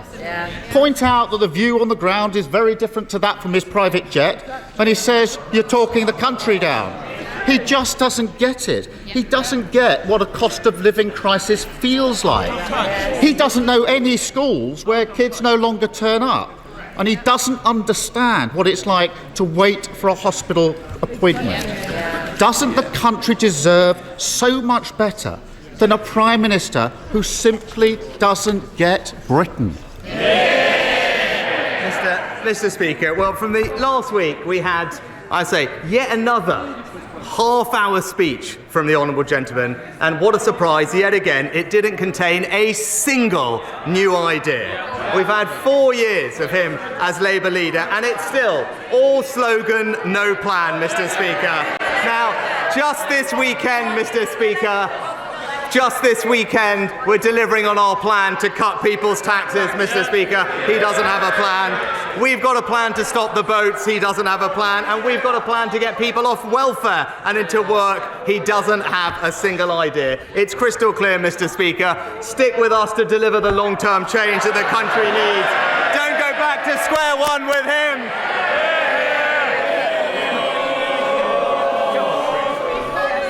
Let him ask the question before you shout for more. Chris Clarkson. Yeah. Thank you, Mr. Speaker. We just know it's going to be fantastic. And a Happy New Year to you, anyway. It's almost spring when a young man's fancy turns to tax. In Scotland, the Nationalists have decided to increase taxes on hard-working people. Yep. And in Wales, businesses are being clobbered by a 5% increase on rates. Does my right honourable friend agree with me? There's only one party in this chamber that can be trusted to cut taxes for hard-working people.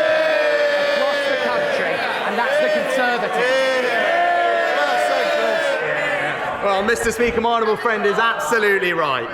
We are now just this weekend, Mr. Speaker, for an average person in work, cutting their taxes by £450, Mr. Speaker. In Wales, where Labour are in charge, they're raising them, with businesses there now seeing double the rate of business rates this year, Mr. Speaker. And it's the same in Scotland under the SNP, the new high-tax capital of the United Kingdom, because of the SNP's tax hiking decisions. So, Mr. Speaker, while we've got a plan and cutting your taxes, it's Labour and the SNP that are going to raise them. The SNP, Stephen Flynn. Mr. Speaker, a horizon system introduced by Tony Blair, the former Labour Party leader and of course now a Knight's Garter. A Horizon system defended by the current leader of the Liberal Democrats, himself a Knight bachelor. A Horizon system scandal overseen by a former Conservative Prime Minister who now hides in the House of Lords as a baron. The reality is that sub-postmasters never stood a chance against the Westminster establishment, did they? Well, Mr. Speaker, as I've said, this is actually one of the greatest miscarriages of justice in our country's history.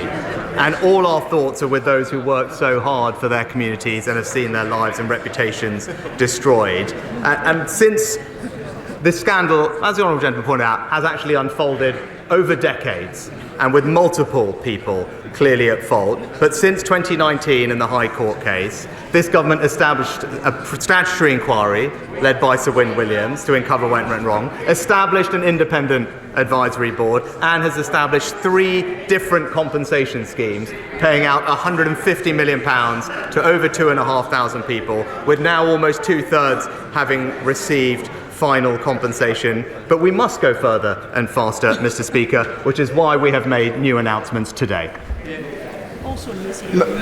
Mr. Speaker, I don't think the Prime Minister quite gets it. This isn't just a plague on all their houses, this is a plague on this House itself, because injustice goes far beyond just the sub-postmasters. Just ask the Waspy women, or the victims of the Equitable Life scandal, or the victims of the infected blood scandal, or the victims' families from Grenfell or Hillsborough. The reality is that when the public come knocking on the doors of this here chamber seeking justice, the government only ever answers when they have no options left. Now, the Leader of the Opposition said last week that the public are right to be angry at Westminster, and they are angry at Westminster. They're angry at Westminster because they know that this place never really changes. Does it, Prime Minister? No, Mr. Speaker. This is, and actually I am sad that the Honourable Gentleman is trying to politicise something that has happened over multiple decades, with multiple people at fault. But the key thing is, after the 2019 High Court case, the government did act to establish an independent inquiry, independent compensation schemes, and as I said, has paid out compensation to 2,500 people. But rather than trying to politicise it, what we should be doing is focusing on the people affected and making sure that they get the answers, justice and compensation that they deserve, and that is what we are delivering. I made a promise to a granddad in my constituency. I think we will withdraw at that point. I did have a contender for Idiot's Corner, actually, which is a bit rare for this time of year, isn't it? But I've managed to lose it. I shall try and find it. Not for this time of year, I mean for this time of the show. Ben in Stafford has been enjoying elements of the programme. He says, I've finally been able to tick off the word kinky on my James O'Brien bingo sheet. I'm not sure it is a word that I've ever said on the radio before, but it was the only word that would work in the context of that conversation. And here, I found it. Peter in Perth. Or perhaps his name is Peter Perth. He's a living, walking tongue twister. You are today's first and possibly only entrant into Idiot's Corner. James O'Brien, pray tell, are there any more reliable indicators of a pompous prat than the phrase pray tell? I should choose my word carefully there. I nearly swore. Pray tell why you only start covering PM's questions when Keir Starmer starts speaking and ignore Rishi Sunak. It's obvious where your political allegiance lies. Shall I let the political editor of LBC explain why we only start PMQs with the PMQs, or shall I? Would you like me to? Well, I mean, what's it called again? They basically just stand up and he just says, I've been talking and having meetings with other colleagues this week, and it's just a waste of our time as to bring that to the listeners. We'd rather hear your analysis instead. Your analysis instead? Are you suggesting that Prime Minister's questions begin with a question to the Prime Minister? It's a poor question to the Prime Minister, isn't it? But we did miss Lee Anderson asking if Ed Davey would resign. So maybe we should cut You must have imagined that, because Rishi Sunak's just said it made him very, very sad that Stephen Flynn tried to politicise this tragedy and scandal. So we'll check the tape on that, but there's no way 30p Lee would have been trying to politicise this scandal. I think that sounds unlikely, doesn't 20 minutes before Rishi Sunak told off the leader of the SNP for trying to politicise the same scandal. James O'Brien on LBC. James O'Brien on LBC. 21 minutes after 12, and, well, it happened again, didn't it? He didn't ask a question about the post office scandal, did he? He mentioned it, but Keir Starmer mentioned it, but didn't No. press a specific I'm question. never going to make another prediction again. No. So because he didn't feel well. Let's just establish for the tape, because I hate to accuse colleagues of misremembering and mishearing things. You claimed that shortly before Rishi Sunak had attacked Stephen Flynn for trying to politicise the post office scandal, you claimed that Lee Anderson had been politicising it with. I know. It's very upsetting, isn't I'm it? sure that not Lee. Now then, the Horizon post office scandal saw hundreds of innocent people sent to prison. People like a former constituent of mine who went to jail for 3 years. Now, during this scandal, the leader of the Liberal Democrats was the minister in charge of the post office. In charge of the post office. This is the same Liberal Democrat leader who, in the past, has called for the resignation of over 30 prominent people in this country who have made mistakes in their job. So does the Prime Minister agree with me that the leader of the Lib Dem should take his own advice and start by clearing his desk, clear his diary and clear off? Oh dear. And what was it, 20 minutes later, that the Prime Minister expressed his deep sadness at the notion of another politician trying to politicise this scandal. Natasha, do you think that 30p Lee knows what party the Prime Minister of the period he's referring to there, when Ed Davey was the Minister for Post Offices, do you think 30p Lee knows what party the actual Prime Minister belonged to? Well, obviously we know that Lee Anderson did have some trouble with parties at one point. He was a member of the Labour Party at one point. We will all remember. Very recently, during this period, actually. Yes, probably, yes. So maybe he did not know that. But yes, Stephen Flynn, the SNP Westminster leader, trying to paint his party as the only ones that were not implicated in this scandal, because it has been going on for so long. It's probably true, actually. It is probably true, but, not for anything they actually did, let's be honest. No. It was purely for the fact that they didn't exist in Westminster. It's an achievement of absence. Exactly, they've never been in government, so therefore they cannot be blamed for all the stuff that goes wrong. It's not quite what I would argue. But yes, the Lib Dems, Labour and the Conservatives rightly getting bashed all about their record on this. The Westminster establishment, this place never really changes, does it? Oh, it's a very bright and cheery comment from Stephen Flynn there, wasn't it? So we need to work something out. We need to work out why Keir Starmer chooses to go after Rwanda again, when you might think that Rishi Sunak would welcome it as an opportunity to burnish one of his... It's still one of his pledges, isn't it? One of his 4 unachieved pledges, the 5th being inflation, which everyone knew was going to come down anyway. But, we'll allow him that. Why is Starmer doing this? Why does he keep coming back to it? I think for him, how I read it is that it gives him the opportunity to attack the Conservatives for being divided. That's I think what it looks like to me. They've obviously got so many different factions in the Conservative Party. There's 5 of them just on the right wing of the Conservative Party arguing about which amendments they're going to put down. This is the 5 families. The 5 families. One of which is led by Mark Gammon-Cheney. Indeed. So all of those, that I think for Keir Starmer is a powerful argument to make. You can't hold your own party together. You're just fighting. My party's united. We will come in and be the bit more the grown-ups in the room. And that's what I think he's trying to make. And obviously, I don't think he was as strong as he was as some of the other Prime Minister's Christians going in on migration, perhaps because Rwanda hasn't quite surfaced to the top of the news agenda yet, and it will next week. And I'm sure next week we will be absolutely in the thick of Rwanda rows within the Conservative Party and government about whether they will accept any of these amendments, what changes will they make, what won't they make. So it probably wasn't as strong as it could have been, and it has been from Keir Starmer in recent weeks. But it does put the light onto Rishi Sunak to talk about his plan. How is he going to solve it? And like you say, it is a promise he's made to the electorate. Yeah, and it's got that. I mean, he's right, actually, on the unity thing. I mean, whether or not everyone on the Labour benches is happy with Labour's position on these issues is moot, because no one's publicly attacking it. Doesn't matter, because no one's talking about it. And yet, Sunak's under attack from every wing of the party. Is there also, I'm intrigued by this, more intrigued than usual, actually.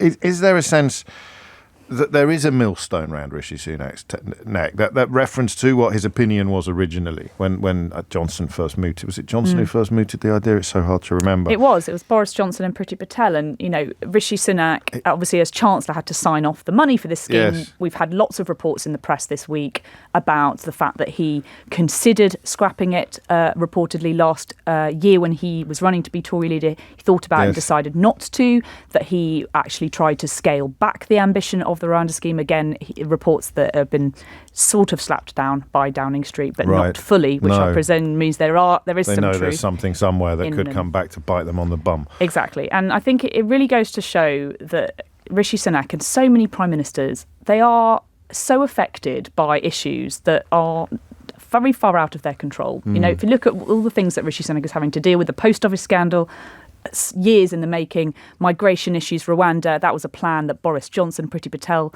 came up with, not him.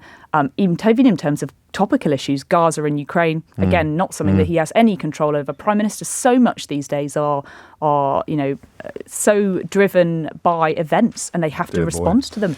Also, evidence again, notwithstanding what you said about him being good at details, he can't choose between politics or populism, and he's not very good at either. So Johnson goes all in on populism, which is how you end up with something like the Rwanda thing.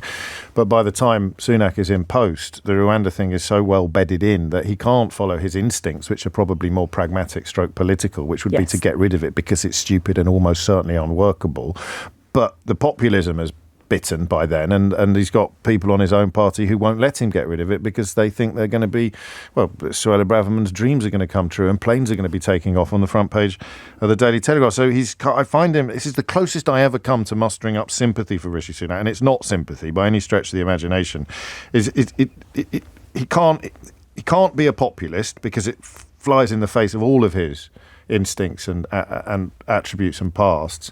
But I think what he's been taken by surprise by is the fact that he's not very good at politics either, partly for the reasons you explain, in that they're not spreadsheets. These are not things where you tweak that number there and that number there falls out the bottom. These are big, ugly, amorphous, unfolding scenarios and situations which you simply cannot control. So if he is a bit of a control freak, which has been claimed in the past, this is the worst imaginable sort of political territory for him to find himself on. And I think Starmer goes after the Rwanda thing because he senses Sunak actually, deep down in his heart of hearts, he really hates it. Yeah, I think that's fair. And going back to what we were saying at the beginning about Sir Keir Starmer wanting to be seen as that, guy, public service, a detailed man, a good man, a principled man, Rishi Sunak can't go back to that. He is a details man as well. He wants to be shown to doing something that works. But he's pushing something which he is not sure, and the government is not sure, will ever work, which is something that's very much against, I think, Rishi Sunak's character. And he's trying to do that to appeal to his own party and to appeal to what he thinks the country wants to see from him. But yes, he is somebody that thinks if you work hard in life, you do the right thing, you pick the right decisions, you stick by them, you have principles, you should be able to get on. But the polls for the Conservative Party show very, very much that's not the case right now. And nobody is buying into this vision from Rishi Sunak. He's trying to walk this tightrope between doing the right thing but also appealing to the party and country, and he can't do either. This is the mad bit, because I'm thinking this before Christmas, and Starmer picked up on it today, and I think we'll see more of this in the coming weeks, is the fundamental absurdity of Rishi Sunak constantly praising himself for doing a brilliant job. Every speech he gives, he's claiming, it's almost in sort of, was it Wilson and Macmillan who said you've never had it so good? We're almost in that sort of territory. So everyone's looking at their pay packet or their electricity bill or their mortgage payments or their rent, and Rishi Sunak's popping up on the telly all the time saying, I'm doing a fantastic job and we're going to continue being brilliant. And Starmer, I think, for the first time, just began to tug at that thread today. And if he tugs a little harder, that's going to unravel fairly quickly. Yeah, and I think, it goes back to what he said on Monday. Obviously, they're road testing some things for the election, aren't they? They're looking at what phrases might work. And the best they can come up with at the moment is the country is pointing in the right direction. Yeah, that's a relief. I mean, that's surely... Is it? Well, firstly, many people will say, is it? And again, going back to square one with Keir Starmer, that's another attack. And I think that doesn't... I don't know if that's going to work. People are going to go, well, actually, what square are we on? Yeah. We're at square 1, 37. 10, 20... 37. 37. Okay, Yeah. Square 37's not looking brilliant, It's not, is it? No. But we don't want to go back to square one. Thank you, Natasha. Great stuff. We shall. I have to keep up. It's hard. It's coming back next week? Is it? It's coming back not another Tuesday holiday? and Wednesday, and then we'll have PMQ, so we'll be talking about Rwanda, I'm sure, exactly this point in a week's time. It is 12:30. You're listening to James O'Brien on LBC. Amelia Cox is here now with your headlines. James O'Brien on LBC. James O'Brien on LBC. 12:34 is the time. You are listening to James O'Brien on LBC. It took me a while to work this joke out, David, but that's a compliment, I think. Is it? I don't know. I'll let you decide. On the subject of the smear Kia process, have we had any more entrants yet for the stab? Have we had any more entrants yet for the stab on the smear kit? No. It's just humiliating, frankly. It's Anyway, on the subject of the smear Keir process, you might be amused by the fact that the Daily Mail were concerned by Keir Starmer owning a donkey when it's possible to witness him doing this every Wednesday at PMQs. You have to think about it for a minute, don't you? And then it's not, Yes Minister style satire, but I like it, David. I like it a lot. Henry Riley is here with an interesting story. You've been digging. Yeah, no jokes. James, there have been suggestions and rumours bubbling away for some time that the future of the Reclaim Party may be in doubt. Now, that's because the private company that's behind the political project, which is called the Reclaim Party Limited, has failed to submit its accounts by the deadline. Hang on, which one is the Reclaim Party? Is that the one that's run by the bloke from Lewis who wasn't Lewis, or is it the one that's run by the bloke that everybody wishes was Nigel Farage? So it's the bloke from Lewis. Who wasn't Lewis. This is Lawrence Fox. Right. More on him in a moment. Can't call him a moron. No. So no, it's in more on him. Oh, sorry. No. Yes. He's a very good musician, I gather. He has sung, hasn't he, on TV a few times. But a few months ago was the deadline, the 31st of August, for those accounts to be submitted. They are now very much overdue. Now, the Reclaim Party Limited lists Lawrence Fox as one of its directors. It failed to file its accounts by the registered deadline, meaning that the last accounts actually published by the Reclaim Party Limited only cover the period until the 30th of November 2021. So there's a bit of a black hole between then and now. And I've been speaking with a leading tax lawyer, James, who's weighed in, who has called the party inept. Now, the Reclaim Party, to give you a bit of background, formed by the actor Lawrence Fox alongside the businessman Jeremy Hoskin back in October 2020. It did previously have a name as the Brexit Express, but then they changed the name to the Reclaim Party when Lawrence Fox was involved. It doesn't currently have any elected officials at any level of government. It did have Andrew Bridgen on its books at one point, but he left some months later, citing a difference in direction with the party. But I mentioned that leading lawyer, James, Dan Needle, who's the founder of Tax Policy Associates, and he told me that actually the accounting error, if they were to file their accounts, it would only take 15 minutes. What concerns me is political parties not following the law, not following the basic requirement that they file accounts. And for this company, those accounts would probably take an account in about 15 minutes to draw up. I doubt they're hiding anything. I expect they're just inept, but really they should get onto it. Mr. Needle told me what the potential consequences could be for Reclaim. Every company has a legal requirement to file accounts. In theory, if you don't file accounts, you can be fined. Sometimes it can even be an offence.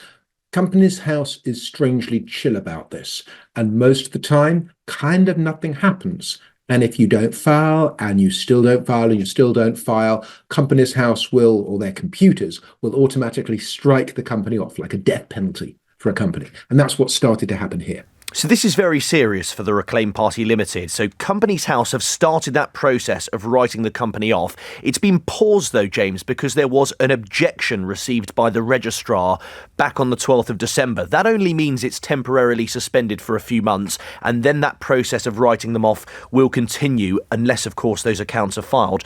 But if you look at Lawrence Fox's X or Twitter, it doesn't look like he thinks the party's going anywhere. He has said that he's very serious about standing for Mayor of London again. It did very well last time. He got 1.9% and came sixth when it's he more stood. than 1.8%. But of course, some way off the 5% deposit, so he's a few percent off. Okay, but Jeremy Hoskin can afford that, I believe. Well, I mean, certainly by the accounts, there's a suggestion that it probably could be filled in some way, that money. Many candidates do lose their deposits, but it didn't go swimmingly well in 2021 for him. I mentioned about the other politicians. So Andrew Bridgen no longer involved. He cited the difference in the direction of the party. He's the MP for North West Leicestershire. They did also have a councillor, James, you'll remember, in Market Drayton on the town council. This was the former Conservative councillor Anthony Allen. He has actually resigned from the party as well. He's resigned so they don't have a councillor or an MP. What happened to the MP again? So Andrew Bridgen left the party. There are various rumours as to why that... What's your favourite? Why that may be. Well, there was one reported by a political blog that it was to do with a Christmas tree in a company car. Tell me more. Well, I haven't had that confirmed, James, just to make absolutely clear, but it was reported by the website Guido Fawkes that there was...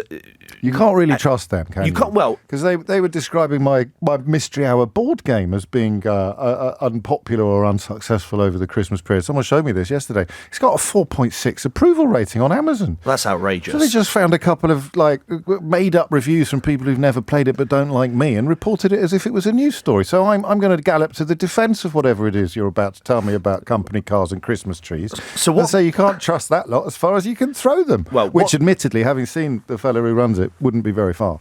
What they reported, James, and as you say, hasn't been stood up, but that there's a company car for the Reclaim Party, and Andrew Bridgen had borrowed it to do some work in his constituency, presumably to visit constituents and be involved in engagements. Lawrence Fox, who's in London, not Leicestershire, needed that car back because of a Christmas tree. He wanted to transport a Christmas tree from where he bought it back to either his office or his home. It's unclear where.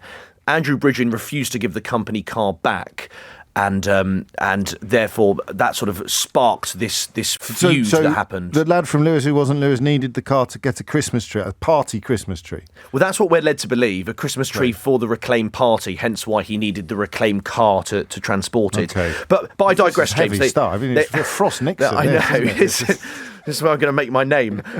But so no councillors, no MPs. But lastly, from Dan Needle, income tax, no VAT. That's a song. That's not an allegation. But Dan Needle, lastly, James, did tell me some of the confusion was because of the different organisations that are behind the Reclaim Party. There are various companies that are involved. You've got the Bad Law Project. You've got the Reclaim Party Limited, who are involved in this.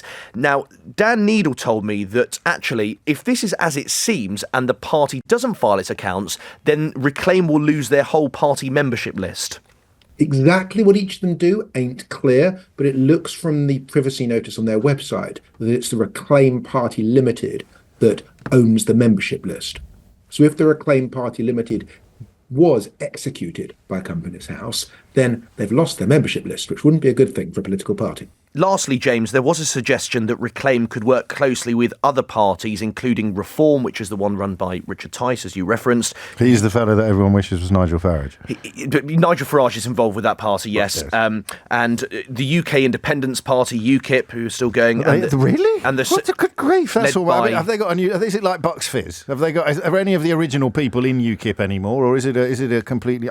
Listen, I've offended Bucks Fizz fans now. I just forget the lineup. The point is, some of these old acts keep touring, but there aren't that many people in it who people would recognise from the original incarnation. So what's UKIP That's like? fair. Well, Neil Hamilton's still the leader. Good God, really? Of UKIP. And yes, he's still the leader of the party. And then you've got the SDP, the Social Democratic Party, which has, for instance, Patrick O'Flynn, the former But MEP. He's the one that dragged Nigel Farage out of my studio when I was interviewing him in 2014. He's joined the SDP, so that's not an SDP that Shirley Williams and Roy Jenkins would recognise. No, it's not the David Owen sort of party. What is it then? Well, they do claim to be affiliated to that original SDP group. Right.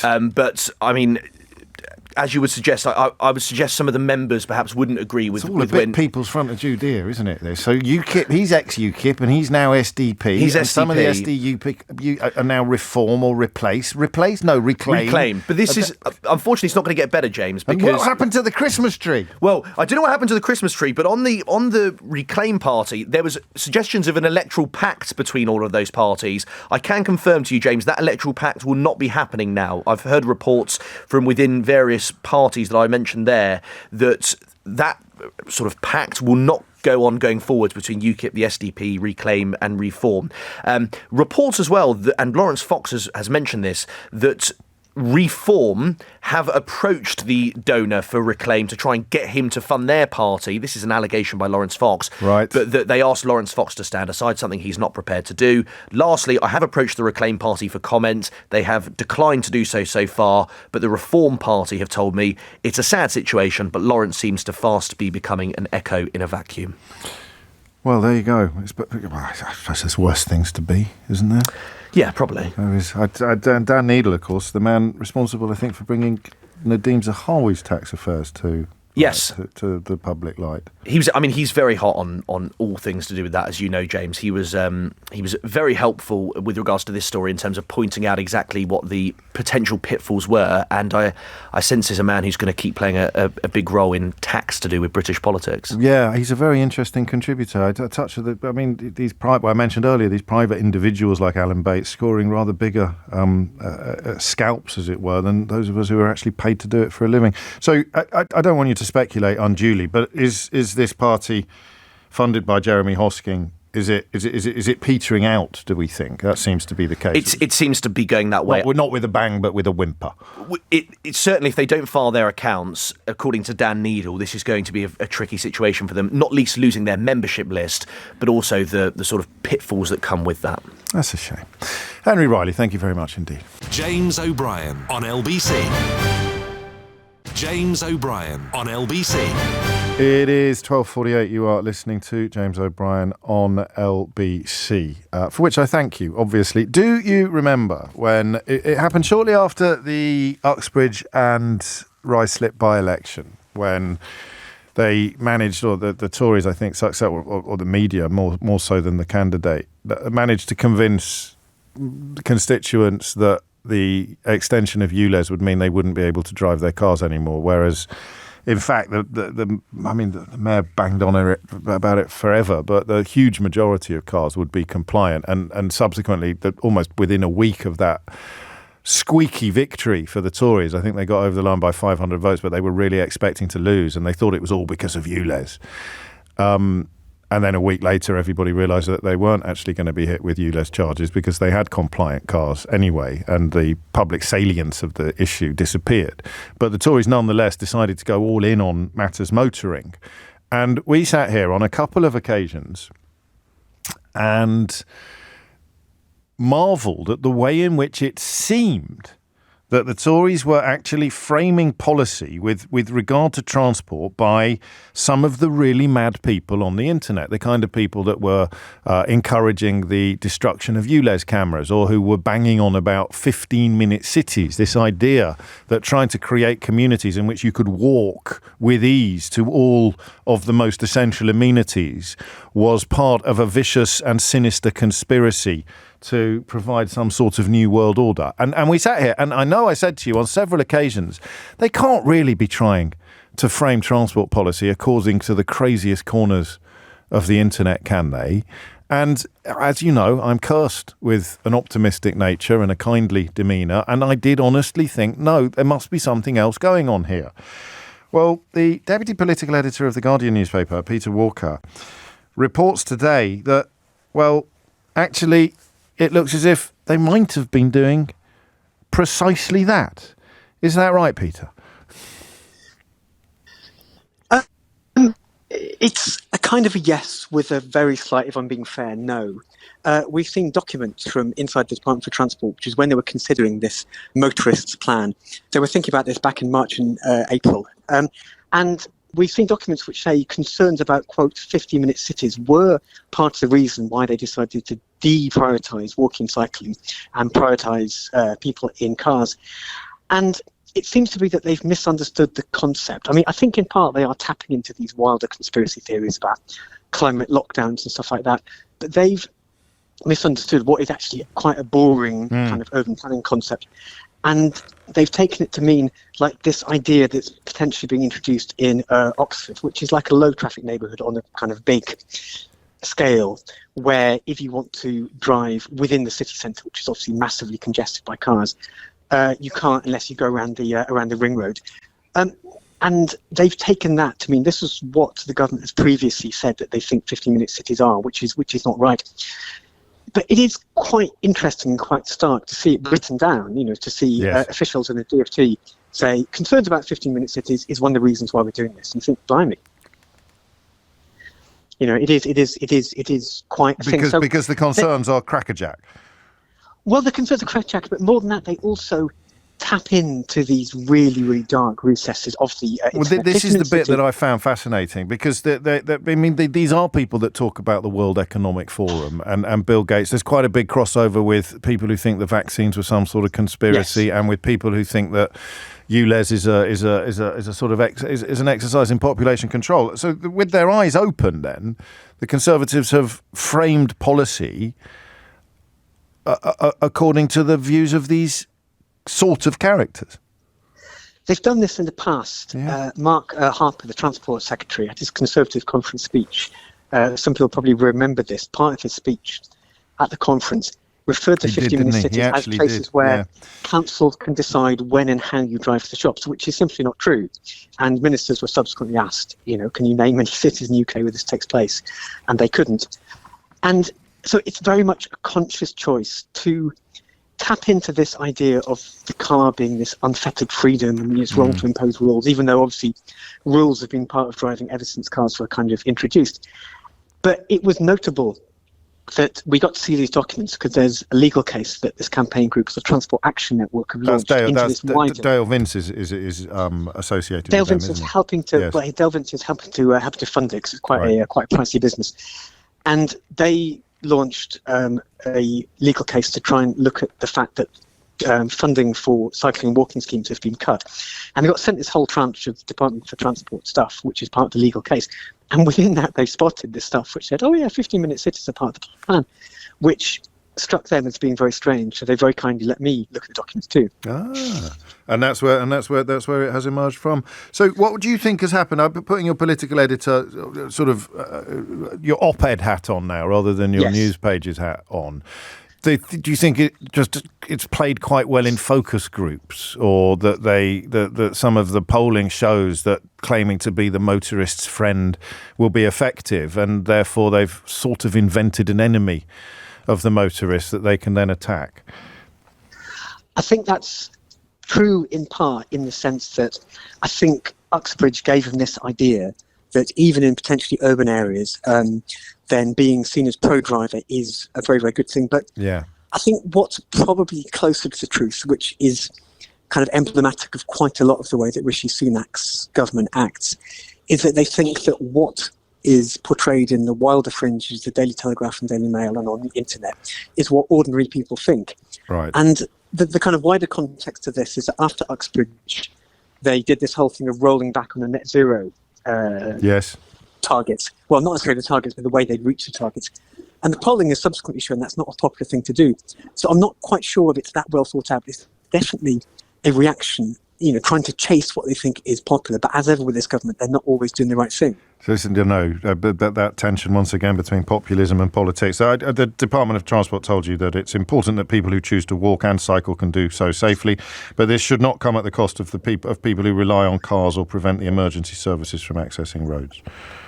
I think. That is true, but there is no evidence that these do actually the emergency. Well, that's what I meant by the invented enemy. I mean, do you know? It's funny, really, because this has come from the mad corners of the internet. It actually reminds me of sort of 1980s phone-ins, Peter. When I started at LBC, which happily wasn't quite that long ago, the idea that everything should be about motoring, pro-motoring, look after the motorists. It was quite a popular trope, and some of the Tory policy decisions seem to be aimed at 1980s.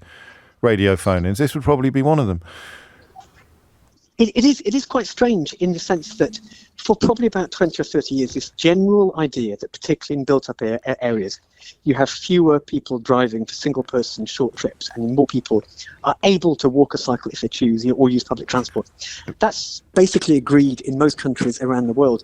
And if you speak to transport experts in other countries, this idea of the plan for drivers, they're baffled by it because it is almost literally going back to ideas which were abandoned in most countries in the 60s or 70s. It's very, very strange. And yet here we are. Thank you for bringing this to our attention. Thank you for giving us your time today. I've had something quite remarkable happen. I've summoned Henry Riley back into the studio because a couple of people aren't happy with me for not knowing more about the curious ecosystem on the very right wing of British politics. To run through them again, there is Reclaim, Reform. Yeah. There's nothing called Replace. No, that's but not a UKIP thing. is still going. UKIP. There's the SDP as well, SDP. which has got. And is that it? Well, yeah. Well, that's it. It's those four mostly. And Bridgen, all on his own now as an independent. So he's not part of. I suggested to you that it was a little bit like Bucks Fizz, who go on tour with a lineup that is not the same as the lineup they had during their heyday. True or false? Oh no. Jay Aston, former Bucks Fizz member, stood as a candidate for the Brexit Party. For MEP. I should have pointed this out to you at the time. Yes, that is true. How am I supposed to satirise this stuff? Honestly, that was a random band that I happen to know has had some conflicts about the lineup and who gets to use the name, and there she is, detailing how she lost friends after she decided to stand for the Brexit. And forgive me again, what's the Brexit Party called now? So the Brexit Party is now Reform, right, which is led by Richard Tice. That's the bloke who kind of accosted me at a London champagne bar on an infamous occasion. The one that so he's Farage's friend. Yeah, well, I wasn't there, but no, I know, but he's got nothing to do with Lewis. So he's got nothing to do with Lawrence Fox's party, although... And that's the one with the Christmas tree problem. That's the one where Andrew Bridgen borrowed the company car and Lawrence Fox wanted it back for a Christmas tree. Allegedly, yes. But also, James, the reason there's confusion is Reform didn't stand for Mayor of London because Lawrence Fox stood from Reclaim. So they do sometimes stand aside for one another. Right. And the Bucks Fizz singer did stand for the Brexit Party. That's not a joke. No, that's true.